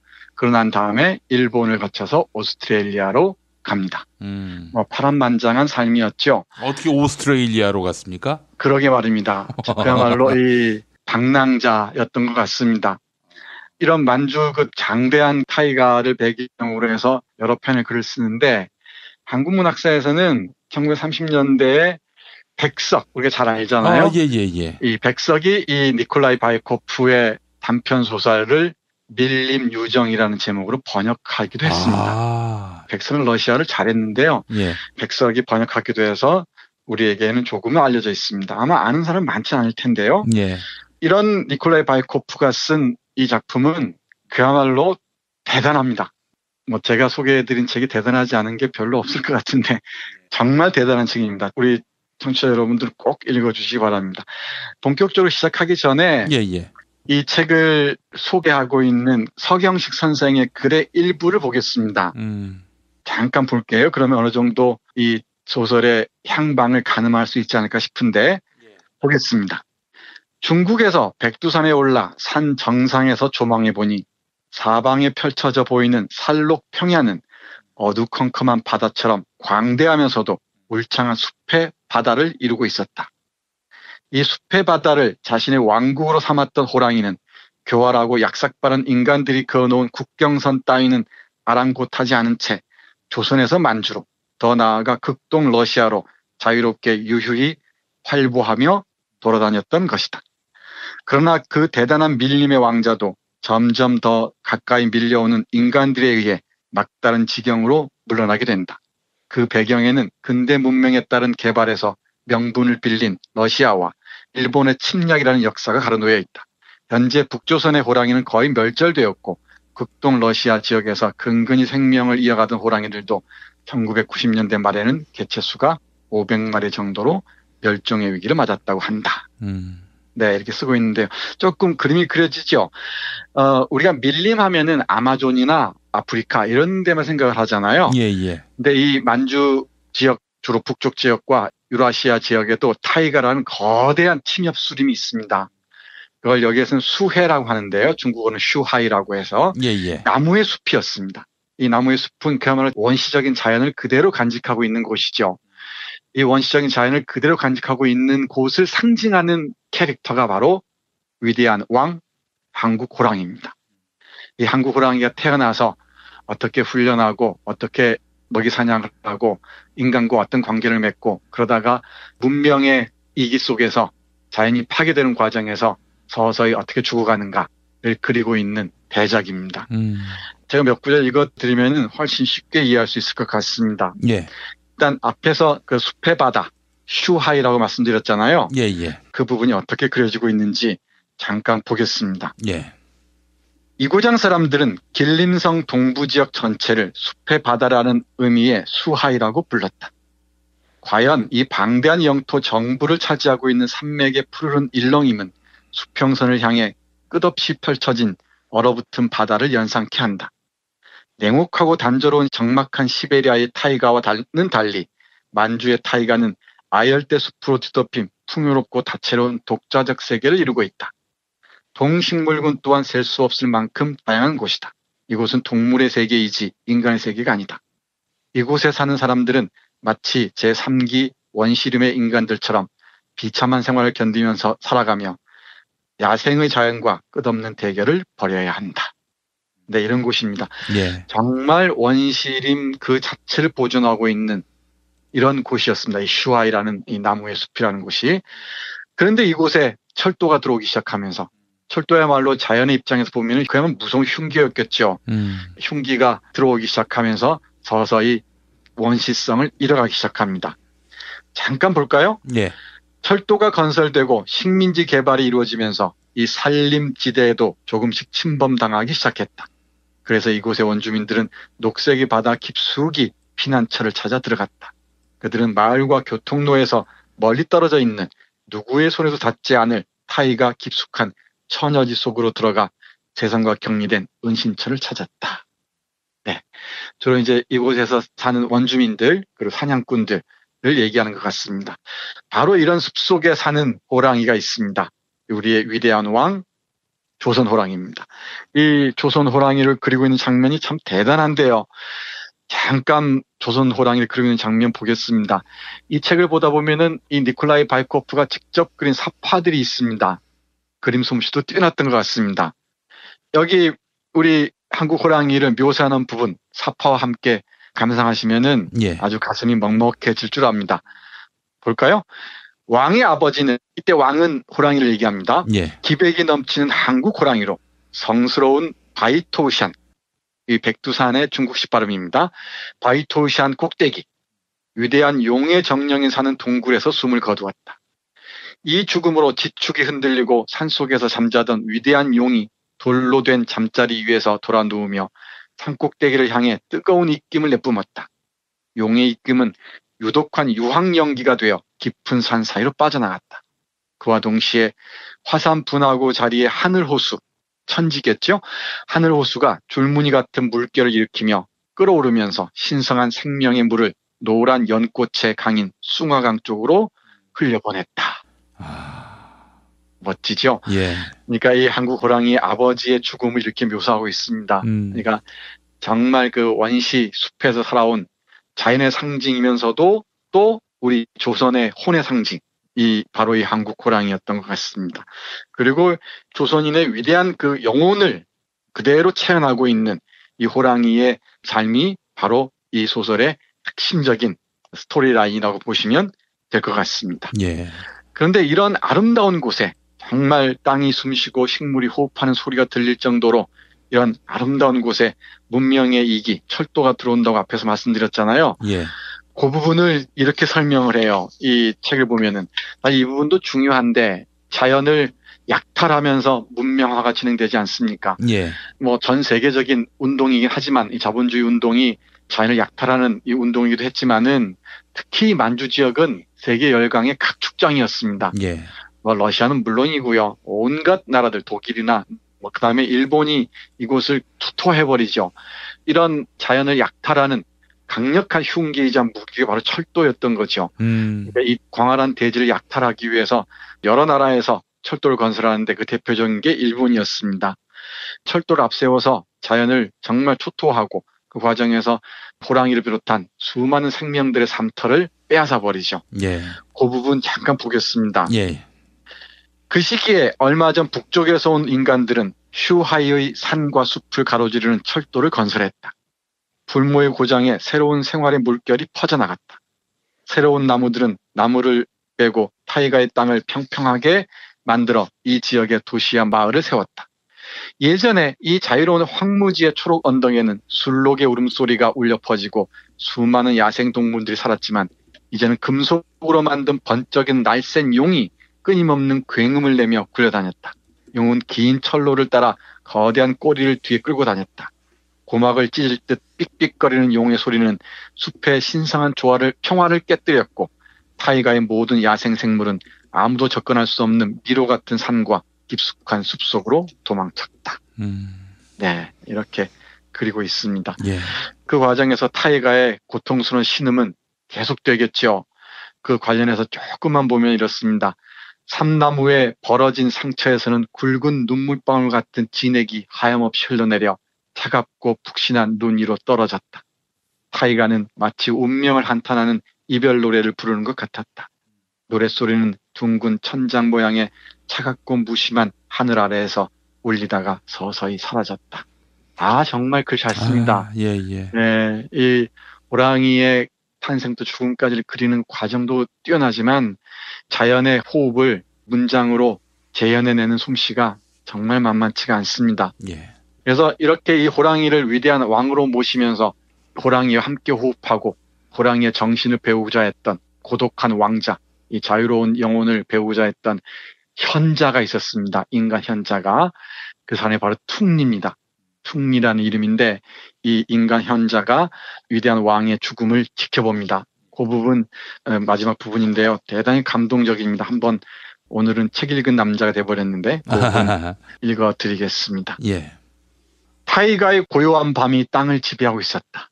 왕은 꼼짝도 않고 그대로 누워 있었다. 퉁리는 왕에게 다가가 무릎을 꿇고 두 팔을 모은 뒤 이렇게 말했다. 위대한 왕이여 일어나라. 내가 멀리서 왔다. 내 마음은 거짓이 없다. 위대한 신령의 뜻을 이루어야 하느니 일어나라 위대한 왕이여. 그러나 호랑이는 미동도 하지 않았다. 강인한 몸은 떨림조차 없었고 더 이상 움직이지 않는 둥근 두 눈은 여전히 먼 곳을 응시하고 있었다. 왕은 숨을 거두었던 것이다. 퉁리는 왕이 깨어나기를 바라며 오랫동안 무릎을 꿇고 있었다. 그러나 아무 소용이 없었다. 지고한 죽음이 그 하얀 날개로 위대한 왕을 건드리고 지나간 후였다. 노인은 다시 일어나 뼈만 남은 앙상한 손을 맹수의 넓은 이마 위에 올려놓았다. 멀리서 일정한 간격으로 무쇠의 종소리가 들려왔다.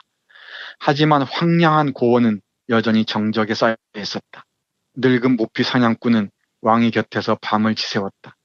첫 햇살이 타투딩즈 산의 화강암 꼭대기를 황금빛으로 물들이자 비로소 노인은 산을 내려가기 시작했다. 퉁리는 슈하의 어두운 미로 속으로 사라졌다. 타이가의 전설에 따르면 산의 정령인 위대한 왕은 아주 오래된 노야령 산맥 꼭대기에서 깊은 잠에 빠져 있다고 한다. 왕의 몸은 화석처럼 굳은 채 우뚝 솟은 화강암 바위와 한 몸이 되어 그 자리에 멈춰버린 파도 같은 온 산의 능선을 굽어보고 있다고 한다. 하지만 언젠가 위대한 왕은 깨어날 것이다. 그 우렁찬 목소리가 산과 숲을 가로질러 쩌렁쩌렁 울리고 끝없는 메아리가 되어 퍼져나갈 것이다. 그리하여 하늘과 땅이 그 소리에 몸을 떨고 신성한 연꽃이 비할 데 없는 아름다움을 머금고 피어날 것이다. 네, 대단히 아름다운 마무리입니다. 호랑이가 그렇게 윤회하는군요. 네, 그렇습니다.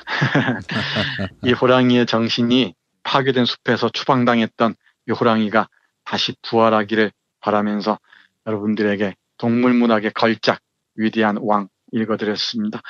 정말 이 깊어가는 밤에 눈 내린 숲속에서 수많은 동물들이 어떻게 살까 생각하다가 떠올린 게 이 책이었는데요.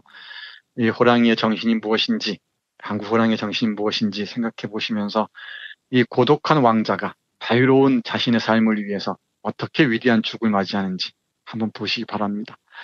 그리고 호랑이뿐만 아니고 이 작품에는 곰, 담비, 사슴, 올빼미, 다양한 동물들, 식물들이 등장합니다. 예. 그래서 이 장대한 숲에서 펼쳐지는 위대한 서사 꼭 한번 함께 하셨으면 좋겠습니다. 아, 호랑이. 예. 오늘 이 호랑이를 소개해 주신 이유가 뭡니까? 그건 각자 상상을 하셨으면 좋겠습니다. 조선의 호랑이라서 그렇습니까?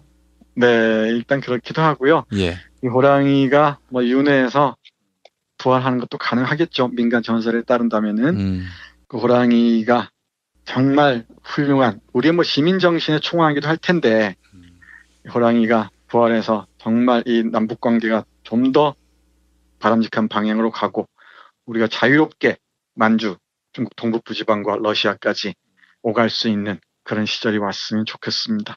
그게 바로 이 호랑이의 혼을 부르는 하나의 진혼가가 아니겠습니까?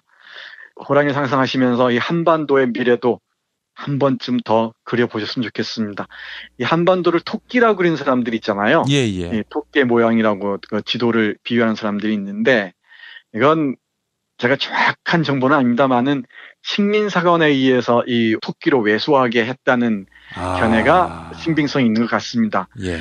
그런데 오래전 잡지, 소년이라는 잡지, 최남선이 간행한 잡지를 보면은 이 한반도가 호랑이로 그려져 있습니다. 예. 그리고 호랑이하고 대단히 흡사해요. 한번 이렇게 찾아보시면 금방 볼 수 있을 겁니다.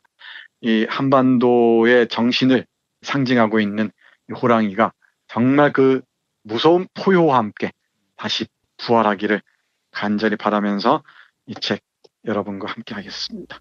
예. 자, 교수님 오늘 말씀 잘 들었습니다. 네, 고맙습니다.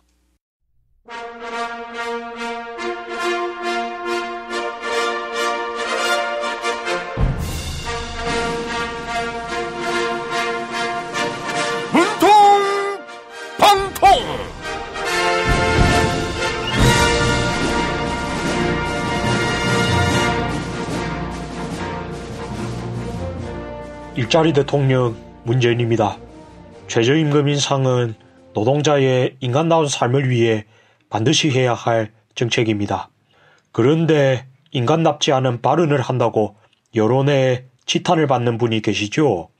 바로 자유한국당 소속 김문수 전 경기도지사인데요. 김문수 전 경기도지사가 청와대로 보내온 편지 읽어보겠습니다.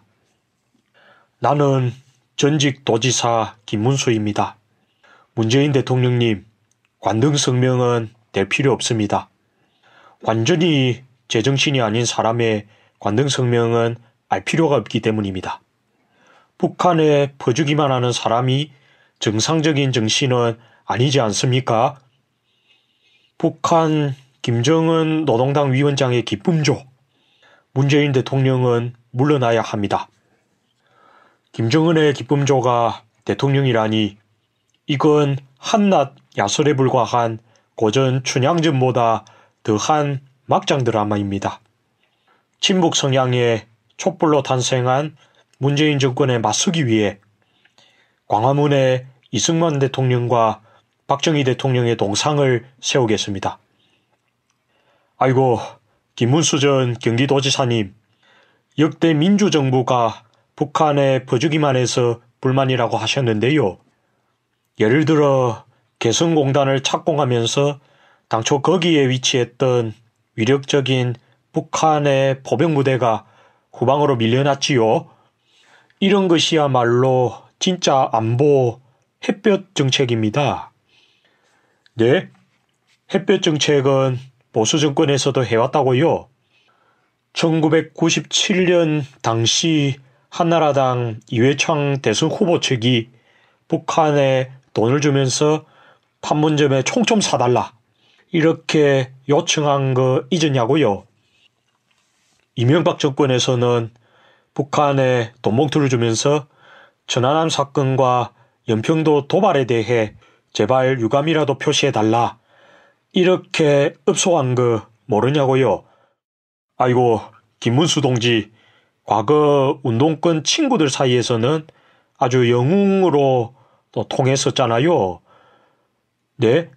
그런 건 모르겠고 아스팔트 영감님들 사이에서 영웅이 될 거라고요.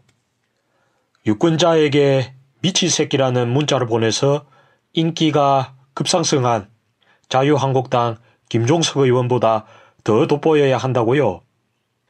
김문수 동지, 참으로 안타깝습니다. 관심을 받고 싶은 김문수 전 경기도지사에게 가수 방시리의 뭐야 띄워드립니다.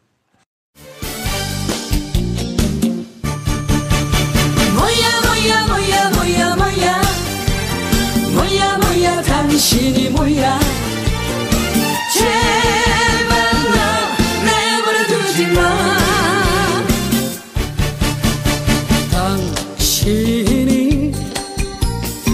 당신이 뭐길래 나 이렇게 힘들게 해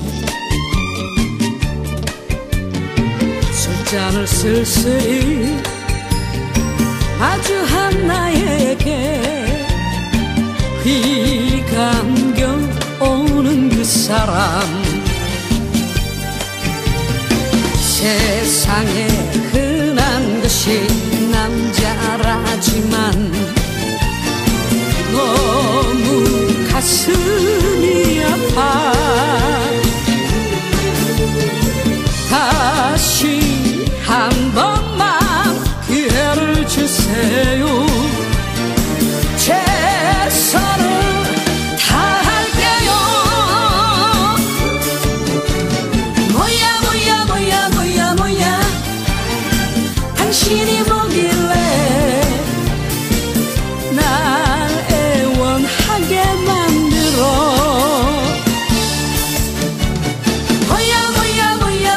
뭐야 살 빠질 것 같아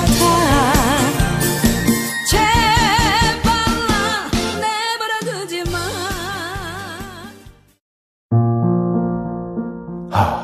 우리 여보 결혼생활 20년 동안 내가 고생만 시키고 얼굴에 주름살만 들어가는 줄 알았는데 에? 나이를 거꾸로 먹고 있네? 왜 이렇게 탱탱하지? 뉴트리션 닥터스에서 만든 콜라겐 몰라요? 콜라겐이라고 다 같은 콜라겐이 아니에요. 체내 흡수가 잘 되는 저분자 PC 콜라겐이거든요. 약국에서 찾으세요. 뉴트리션 닥터스는 약국식품 전문기업입니다. 문의전화 1688-5807 1688-5807. 안녕하세요. 사과나무 인슈 대표 박재현입니다. 타인의 과도한 권유로 시작된 보험의 적폐, 중복가입, 그만둔 설계사, 계속 오르는 보험료. 이제는 내 스스로 청산할 때입니다. 정직한 사람들이 만드는 바른보험 사과나무 인슈는 검증된 통계를 바탕으로 한 알파고급 보장 분석을 통해 보험 불만 제로에 도전합니다. 내게 맞는 보험을 직접 리모델링하세요. 1877-6604 바른보험 사과나무 인슈. 이주노동 희망센터 이사 권영국 변호사입니다. 이주노동 희망센터는 동남아시아 저개발 국가의 이주노동자들과 함께하고 있습니다. 시골 오지 마을에 학교를 만들고 마을 주민들이 공동체를 이루어 운영하도록 돕습니다. 포털 검색창이나 페이스북에서 이주노동 희망센터를 검색하시어 후원회원이 되어주세요. 노동 존중 생산과 소비를 통한 사회연대를 추구하는 문자당이 함께합니다.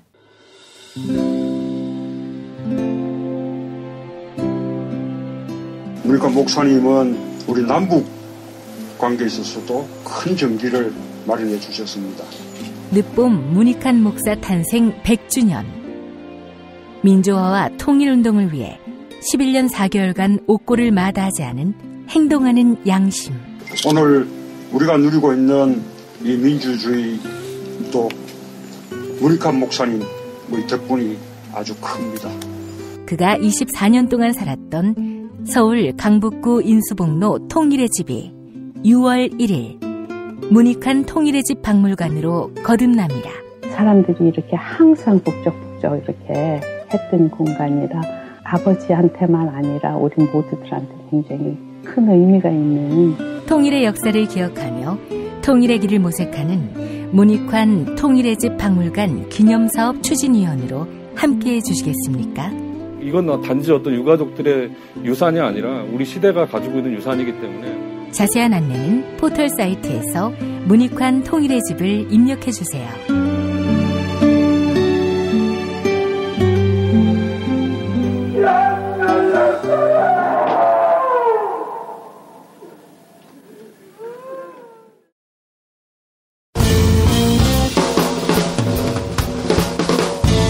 미디어 오늘 정상근 기자가 뉴스 속의 뉴스를 짚어드립니다.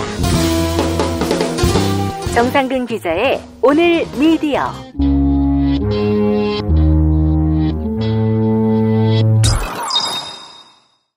오늘 미디어 오늘 정상근 기자 만나보겠습니다. 정 기자님. 네, 안녕하십니까? 예, 어제 이 시간에 YTN 최남수 사장의 약속 부도 그 이야기를 했는데 어제 아주 큰 상황이 있었죠?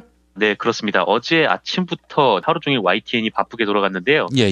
뉴스가 바쁘게 돌아가야 할 시기에 네, 약속을 걷어차버린 최남수와 YTN 노동자들이 지금 극한 대치를 하느냐고 하루 종일 바쁘게 돌아갔습니다. 예. 일단 아침 상황부터 좀 말씀을 드리면 최남수가 어제 YTN에 출근을 했다가 전국언론 노동조합 YTN 지부 조합원들에 의해서 출근 저지를 당했고요. 결국 회사에 발도 들이지 못했습니다. 굉장히 좀 격렬하게 대치를 했다고 하는데 YTN 지부 조합원들은 당신이 사장이냐, 누구 지시받고 움직이냐, 빨리 집에 가라. 네, 이렇게 소리를 질렀다고 하고요. 예. 최남수가 우두커니 서 있다가 그만하고 일합시다 이렇게 네, 반박을 했는데 예. 그러자 이제 박진수 YTN 지부장이 무슨 일을 합니까? 지금 무슨 일을 해? 막 이렇게 언성을 높이자 예. 최남수가 때려.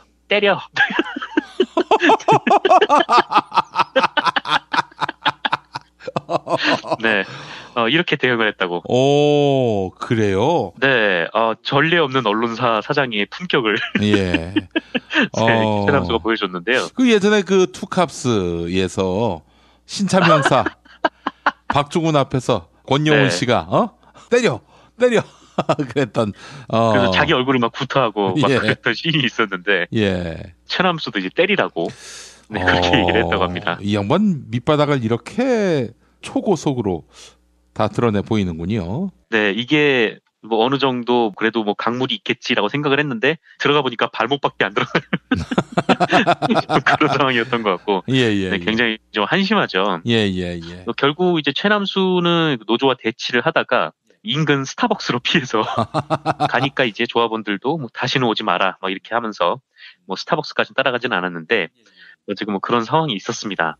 그런데 이 와중에 최남수가 편집국장에 내정을 했던 송태엽 YTN 부국장 있잖아요. 이 송태엽 부국장이 보도국장 지명을 재고해달라라고 하면서 사실상 거부 의사를 밝혔습니다. 그러니까 최남수 사장이 노사합의를 파기하면서까지 꺼내든 카드가 이게 허패가 된 거죠, 지금.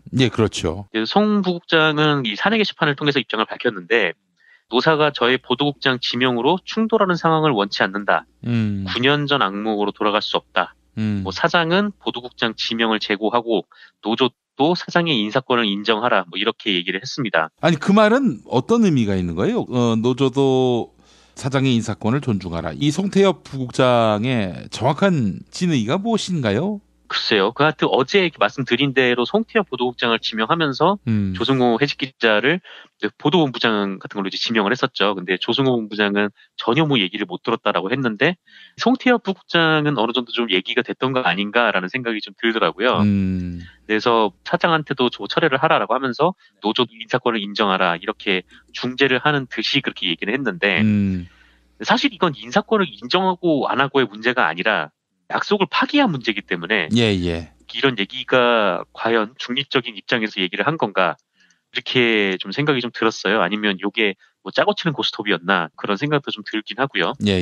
어쨌건 송태엽 부국장이 뭐 자신을 보도국장 지명을 제고해달라라고 얘기를 한 이후에 전국언론노동조합이 최남수 씨 얘기에 반발을 해서 기자회견을 열었습니다. 어제 말씀드렸듯이 김한균 언론노조 위원장이 이 3자 회의에 들어갔었는데 최남수가 계속 YTN 지부가 보도국장의 인사권을 달라 이런 얘기를 하고 있다 이렇게 마타도를 하고 있잖아요. 근데 김한균 위원장 얘기는 이 협상을 했을 때 이거는 그 보도국장의 인사권이 아니라 인사 재청권을 얘기를 한 거라고 그렇게 거듭 확인했다 이렇게 주장을 했습니다. 그리고 나서 YTN에서 다시 입장이 나왔는데요. 일단 자기들은 송태엽 부국장의 고사에 대해서는 뜻을 존중하겠다. 라고 얘기는 했는데 그러면서 존재하지도 않는 노종면 보도국장 재지명 합의를 노조가 모두에게 강요하는 폭력을 저지르고 있다. 이렇게 얘기를 했어요. 이 양반 머리 쓰네요. 보니까 왜 머리를 쓴다고 보느냐면은 이 인터넷 일각에서는 노종면 기자에 대한 그런 마타도를 퍼뜨리는 이들이 있어요. 이들에게 말하자면 이제 떡밥을 주려 하는 것이죠. 그렇게 해서 노종면이 과욕을 부리고 있다. 인사권마저 능멸하려 하고 있다. 이런 식으로 마타도를 퍼뜨려서 결과적으로 현재 국면을 자기들에게 유리하게 만들려고 하는 그런 의도가 엿보입니다. 이게. 네, 그렇죠. 어떻게 보면 지금 노종면 해직 기자를 계속 이제 공격을 함으로써 최남수 뒤에 있는 것으로 추정되는 일종의 YTN 노조에서 적폐라고 규정을 하는 분들이 있는데 이 사람들이 지금 막 이렇게 노사가 대화하는 그런 국면으로 가고 또 노종면 보도국장이 되면은 자신들의 입지가 굉장히 좁아지니까 차라리 이제 노종면 기자에 대해서 이제 마타도를 함으로써 갈등을 만들어내고 거기서 자신의 존재감을 계속 찾으려고 하는 거 아니냐 이런 의혹도 지금 나오고 있는 좀 그런 상황이에요. 어쨌건 이렇게 YTN 쪽은 노조의 사장 사퇴 요구에도 불구하고 뭐 순순히 물러나지 않겠다는 뜻을 내비쳤는데 노종면 기자도 페북을 통해서 아까 제가 좀 말씀드린 부분과 좀 비슷한 입장을 밝히기도 했습니다. 이게 노종면 기자가 이런 얘기를 했는데 최남수의 오판은 나를 모든 상황과 행위의 배후 조종자로 생각하는 망상 내지는 포비아에서 나온 듯하다. 그 오해는 사내 적폐 세력의 지속적인 부추김에서 비롯된 것 같다. 네, 이렇게 얘기를 했어요. 그러면서 이제 노종면 기자는 뭐 최남수와 적폐들을 한 번에 몰아내야 한다. 뭐 이렇게 말하기도 했고요. 어쨌든 그 YTN에서 뭐 계속 이렇게 뭐 송태엽 부국장이 철회가 됐음에도 불구하고 계속 이 문제를 해결할 의지가 전혀 없어 보이는데 최남수도 오후 3시부터 기자회견을 했거든요. 저희 이제 장슬기 기자가 취재를 하러 갔거든요. 장슬기 기자의 말에 따르면은 이렇게 어려운 기자회견은 처음이었다 이렇게 얘기를 하는데 무슨 얘기예요 그거는? 말하는 게 뭔 말인지 하나도 모르겠다. 어쨌든 뭐 그런 얘기예요. 그래서 좀 앞으로도 좀 YTN은 더욱더 뭐 격한 대립 속으로 빠져들 것 같습니다. 지금 상황은요. 네. 이렇게 보니까 최남수 씨가 이 미천을 다 드러내가지고 말이죠. 뭐 그래도 나름 마음은 좀 유약하더라도 악의는 없는 사람이다라는 생각은 들고 도리어 그 배후의 적폐 세력들의 아바타 노릇을 하고 있는 것 아닌가 하는 그런 생각이 들면서 일종의 연민의 정도 좀 들었던 부분이 없지 않았거든요. 그런데 보니까 이 양반 아주 대단한 분이네요, 보니까. 그렇죠. 이제 뭐 꼭두가시인 줄 알았더니 플레이어 중에 한 명이었다라고 좀 그런 생각이 좀 드는데. 근데 어떻게 될 것 같아요? YTN 사태가. 쉽게 해결될 것 같지는 않은 분위기인 것 같아요. 왜냐면 뭐 어쨌건 최남수는 사장이 됐어요. 사장이 됐고 자신의 이 사장의 지위를 바탕으로 뭐 계속적으로 갈 거기 때문에 어쨌건 이런 상황에서 해결의 방향을 좀 모색하기가 좀 어려울 것 같습니다. 이제 분명히 싸우겠다라는 의지를 뭐 명확하게 표현을 한 것 같고, 예. 그게 이제 지금은 노종면 기자에 대한 비토로 그렇게 나오긴 하는데 이것이 이제 받아들여 넘겨지면은 앞으로 계속 YTN 노조에서 주장하는 뭐 사내 적폐 세력들이 더 입지를 확장할 수 있는 뭐 그런 쪽으로 가지 않을까. 네, 결국 이제 뭐 우려했던 일이 계속 지금 벌어지고 있다. 좀 이렇게 좀 생각이 듭니다. 종국에는 어떻게 될 것 같아요?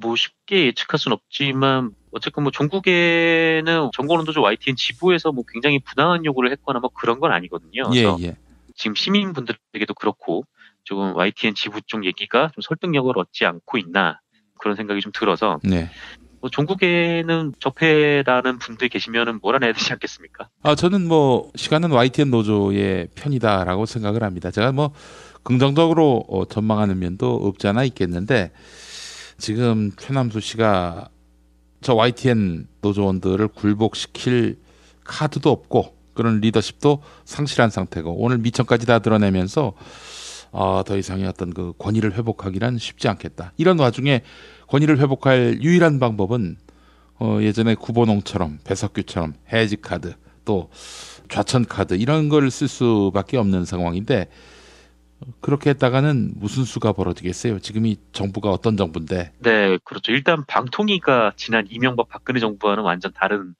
그런 방통위고 네. 그쪽이 원하는 대로 이렇게 쉽게 일이 풀어져 갈 것 같지는 않습니다. 그래서 사실은 이제 최남수 씨가 다시 전국 언론노조 YTN 지부와 대화를 하지 않을 수 없게 될 텐데 그 굴복하는 길밖에 없는 거예요. 한마디로 얘기해서. 그렇죠. 근데 뭐 대화를 한다고 해도 이미 루비콘강을 건너버린 것 같아요.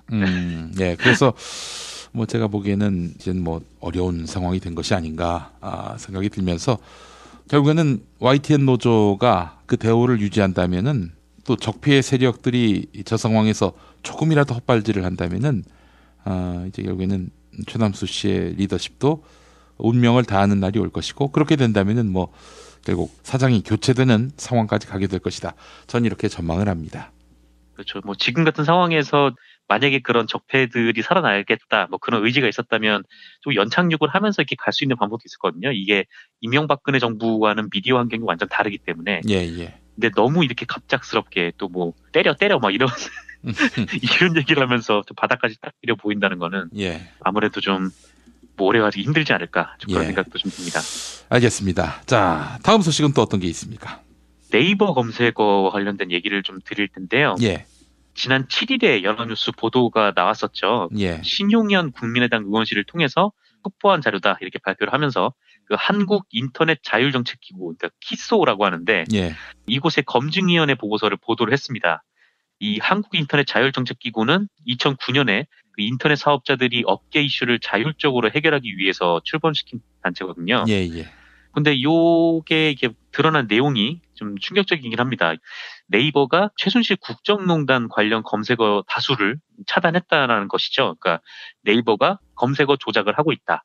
뭐 이런 얘기인데 이런 의혹들이 이전부터 좀 많았던 터라 좀 이거를 단순하게 그렇게 볼 수는 없을 것 같아요.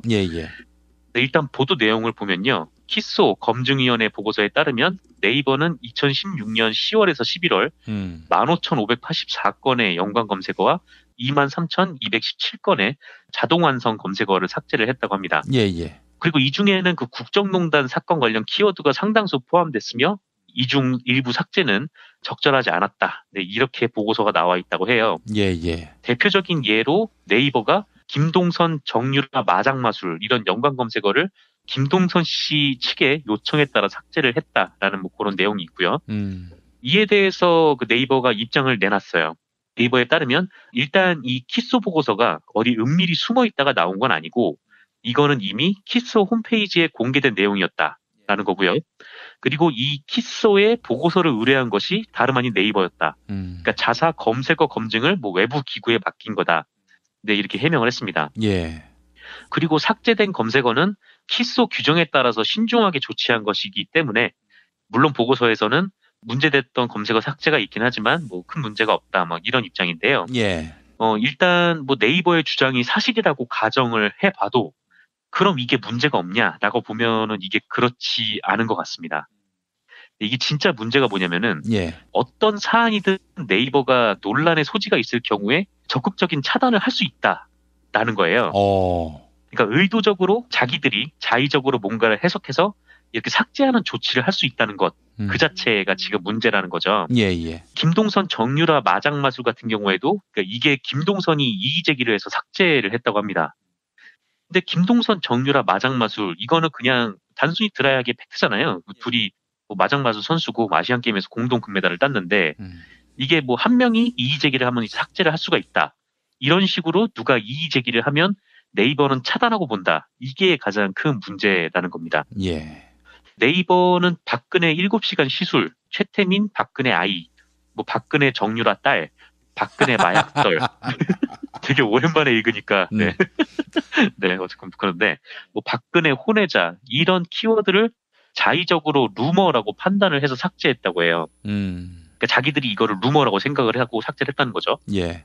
그리고 뭐 기업과 관련된 소비자 불만, 그러니까 뭐 시원스쿨 솔직 후기, 청라 푸르지오 철근, 뭐 서플란트 후기, 뭐 우주마켓 후기 이런 것들도 사실과 다른 내용이 나올 수 있다라고 자의적으로 판단을 해서 차단을 했다라는 겁니다. 예. 그리고 이제 박근혜와 극혐, 네, 이거에 결합된 이제 연관 검색어의 경우에는 이것도 욕설이라고 자의적으로 판단을 해서 차단했다고 해요. 예.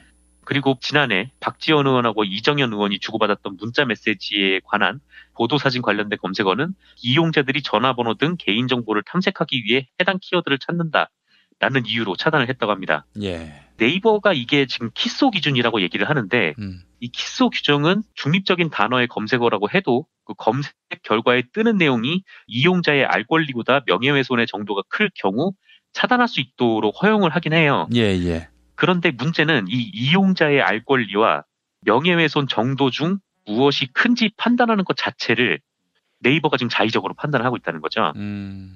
물론 뭐 일반인들 같은 경우에는 뭐 억울한 보도로 인해서 피해를 받을 수도 있고 뭐 자기가 하지 않은 일이 이렇게 인터넷 공간에서 막 나올 수도 있잖아요. 예. 그런 부분은 뭐 고민해 볼 만한 필요가 있을 것 같은데 근데 이렇게 뭐 권력이나 뭐 기업에서 저거 우리의 명예훼손 소지가 있어라고 해버리면 그냥 그대로 그걸 삭제하는 관행이 지금 진짜 큰 문제인 것 같다라는 것이 뭐 저희의 판단입니다. 예.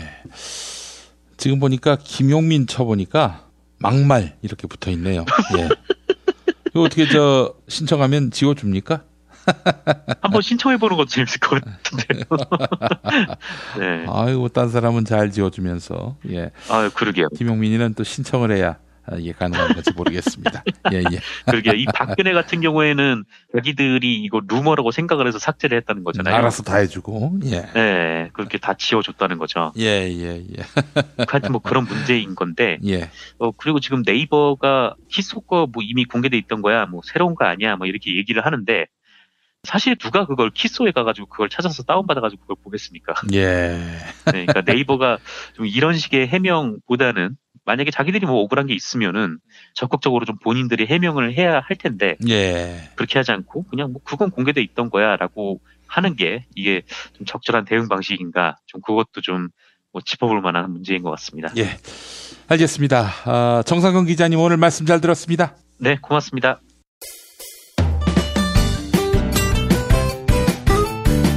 뉴스 포렌매기로 이어갑니다. 팔로워 91만이 넘는 김용민 트위터 계정에서는 매일 설문조사가 진행되고 있습니다. 문재인 대통령이 어제 최저임금은 꼭 인상해야 한다 이렇게 강조하면서 이와 함께 고용 취약계층에 대한 대책 마련을 지시했지요. 또한 3조 원 규모의 일자리 안정기금과 1조 원 규모의 사회보험료 경감 대책에 차질 없는 집행을 당부했는데요. 하지만 조선일보를 중심으로 보수 언론과 경제신문들은 최저임금 인상에 따른 부작용만 부각시키고 있습니다. 임금을 지급해야 하는 중소기업과 소상공인의 부담이 늘어나 오히려 일자리가 줄어들 수 있다, 이렇게 주장하고 있는데요. 시민들은 지난해 대비 16.4% 오른 최저임금에 대해 어떤 입장을 갖고 있을까요? 오늘 새벽 5시까지 모두 2,835분이 설문조사에 참여해 주셨습니다. 98%, 거의 모든 시민들은 최저임금 인상에 찬성한다, 이렇게 응답해 주셨습니다. 최저임금 인상에 반대한다는 의견은 단 2%였습니다. 트위터 의견 만나볼까요? 오즈토토님, 임대료가 하늘 높은 줄 모르고 올라가고 있지만 임금 인상만 트집 잡고 시비 걸고 있네요, 라고 하셨고요. 아메리노스님, 같이 좀 삽시다, 이렇게 짧고 굵게 말씀해 주셨습니다. 설문조사에 참여해 주신 여러분 감사합니다.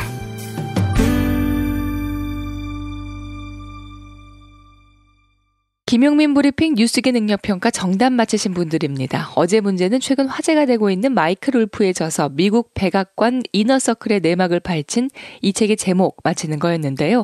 정답 화연과 분노입니다. 정답자 황당한 하루님, E영ECHOII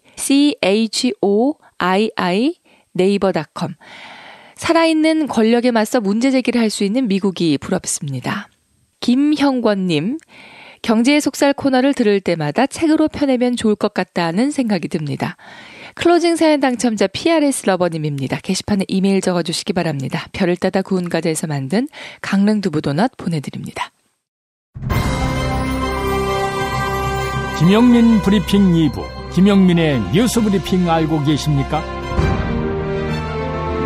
지상파 라디오 서울 SBS 러브 FM 103.5와 부산 KNN 러브 FM 105.7로 매일 오전 6시 20분부터 40분 동안 함께하실 수 있습니다. 새벽에 나온 새 소식, 당일 대한민국을 뒤흔들 핵심 이슈, 김용민의 뉴스 브리핑에서 미리 만나실 수 있습니다. 이제 오늘 날씨 알아보겠습니다. 기상청에 최혜윤 리포터가 나가 계시죠? 네, 안녕하세요. 다수는 누구 겁니까? 제 건 아닙니다. 아, 그렇군요. 뉴스 더하기 뉴스, 김영민의 뉴스 브리핑, 최고의 브리핑, 놓치지 마십시오.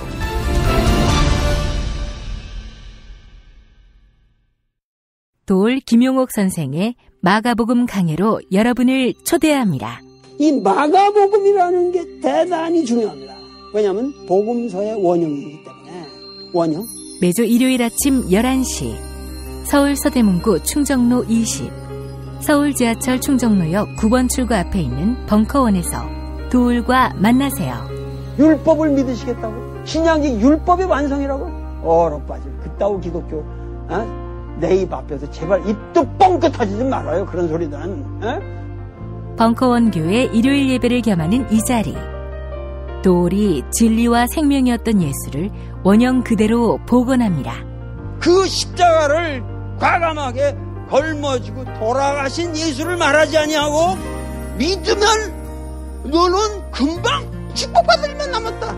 이게 한국 목사들 99%의 거짓말 설교예요. 돌의 마가복음 설교는 따로 녹화 녹음되지 않으며 현장에서만 만나실 수 있습니다.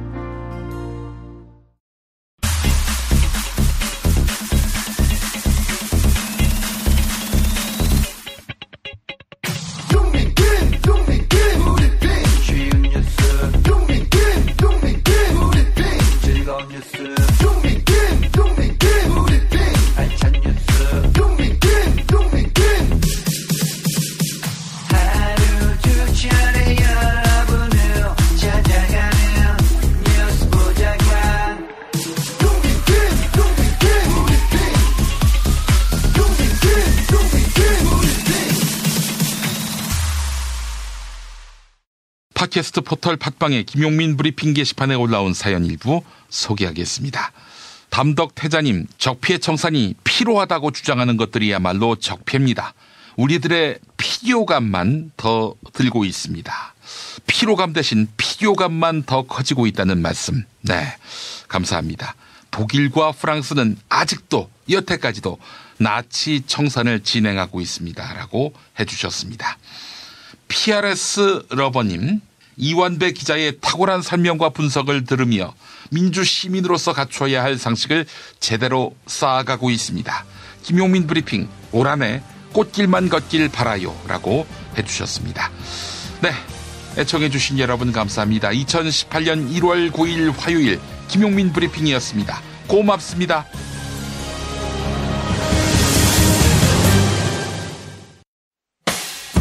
김용민 브리핑과 함께한 시간 어떠셨어요? 다음 시간에도 보다 바르고 알차며 즐거운 정보로 여러분을 찾아가겠습니다. 팟캐스트 포털 팟빵에서 다운로드하기, 구독하기, 별점 주기, 댓글 달기로 응원해주세요. 잊지 마세요. 다운로드하기, 구독하기, 별점 주기, 댓글 달기.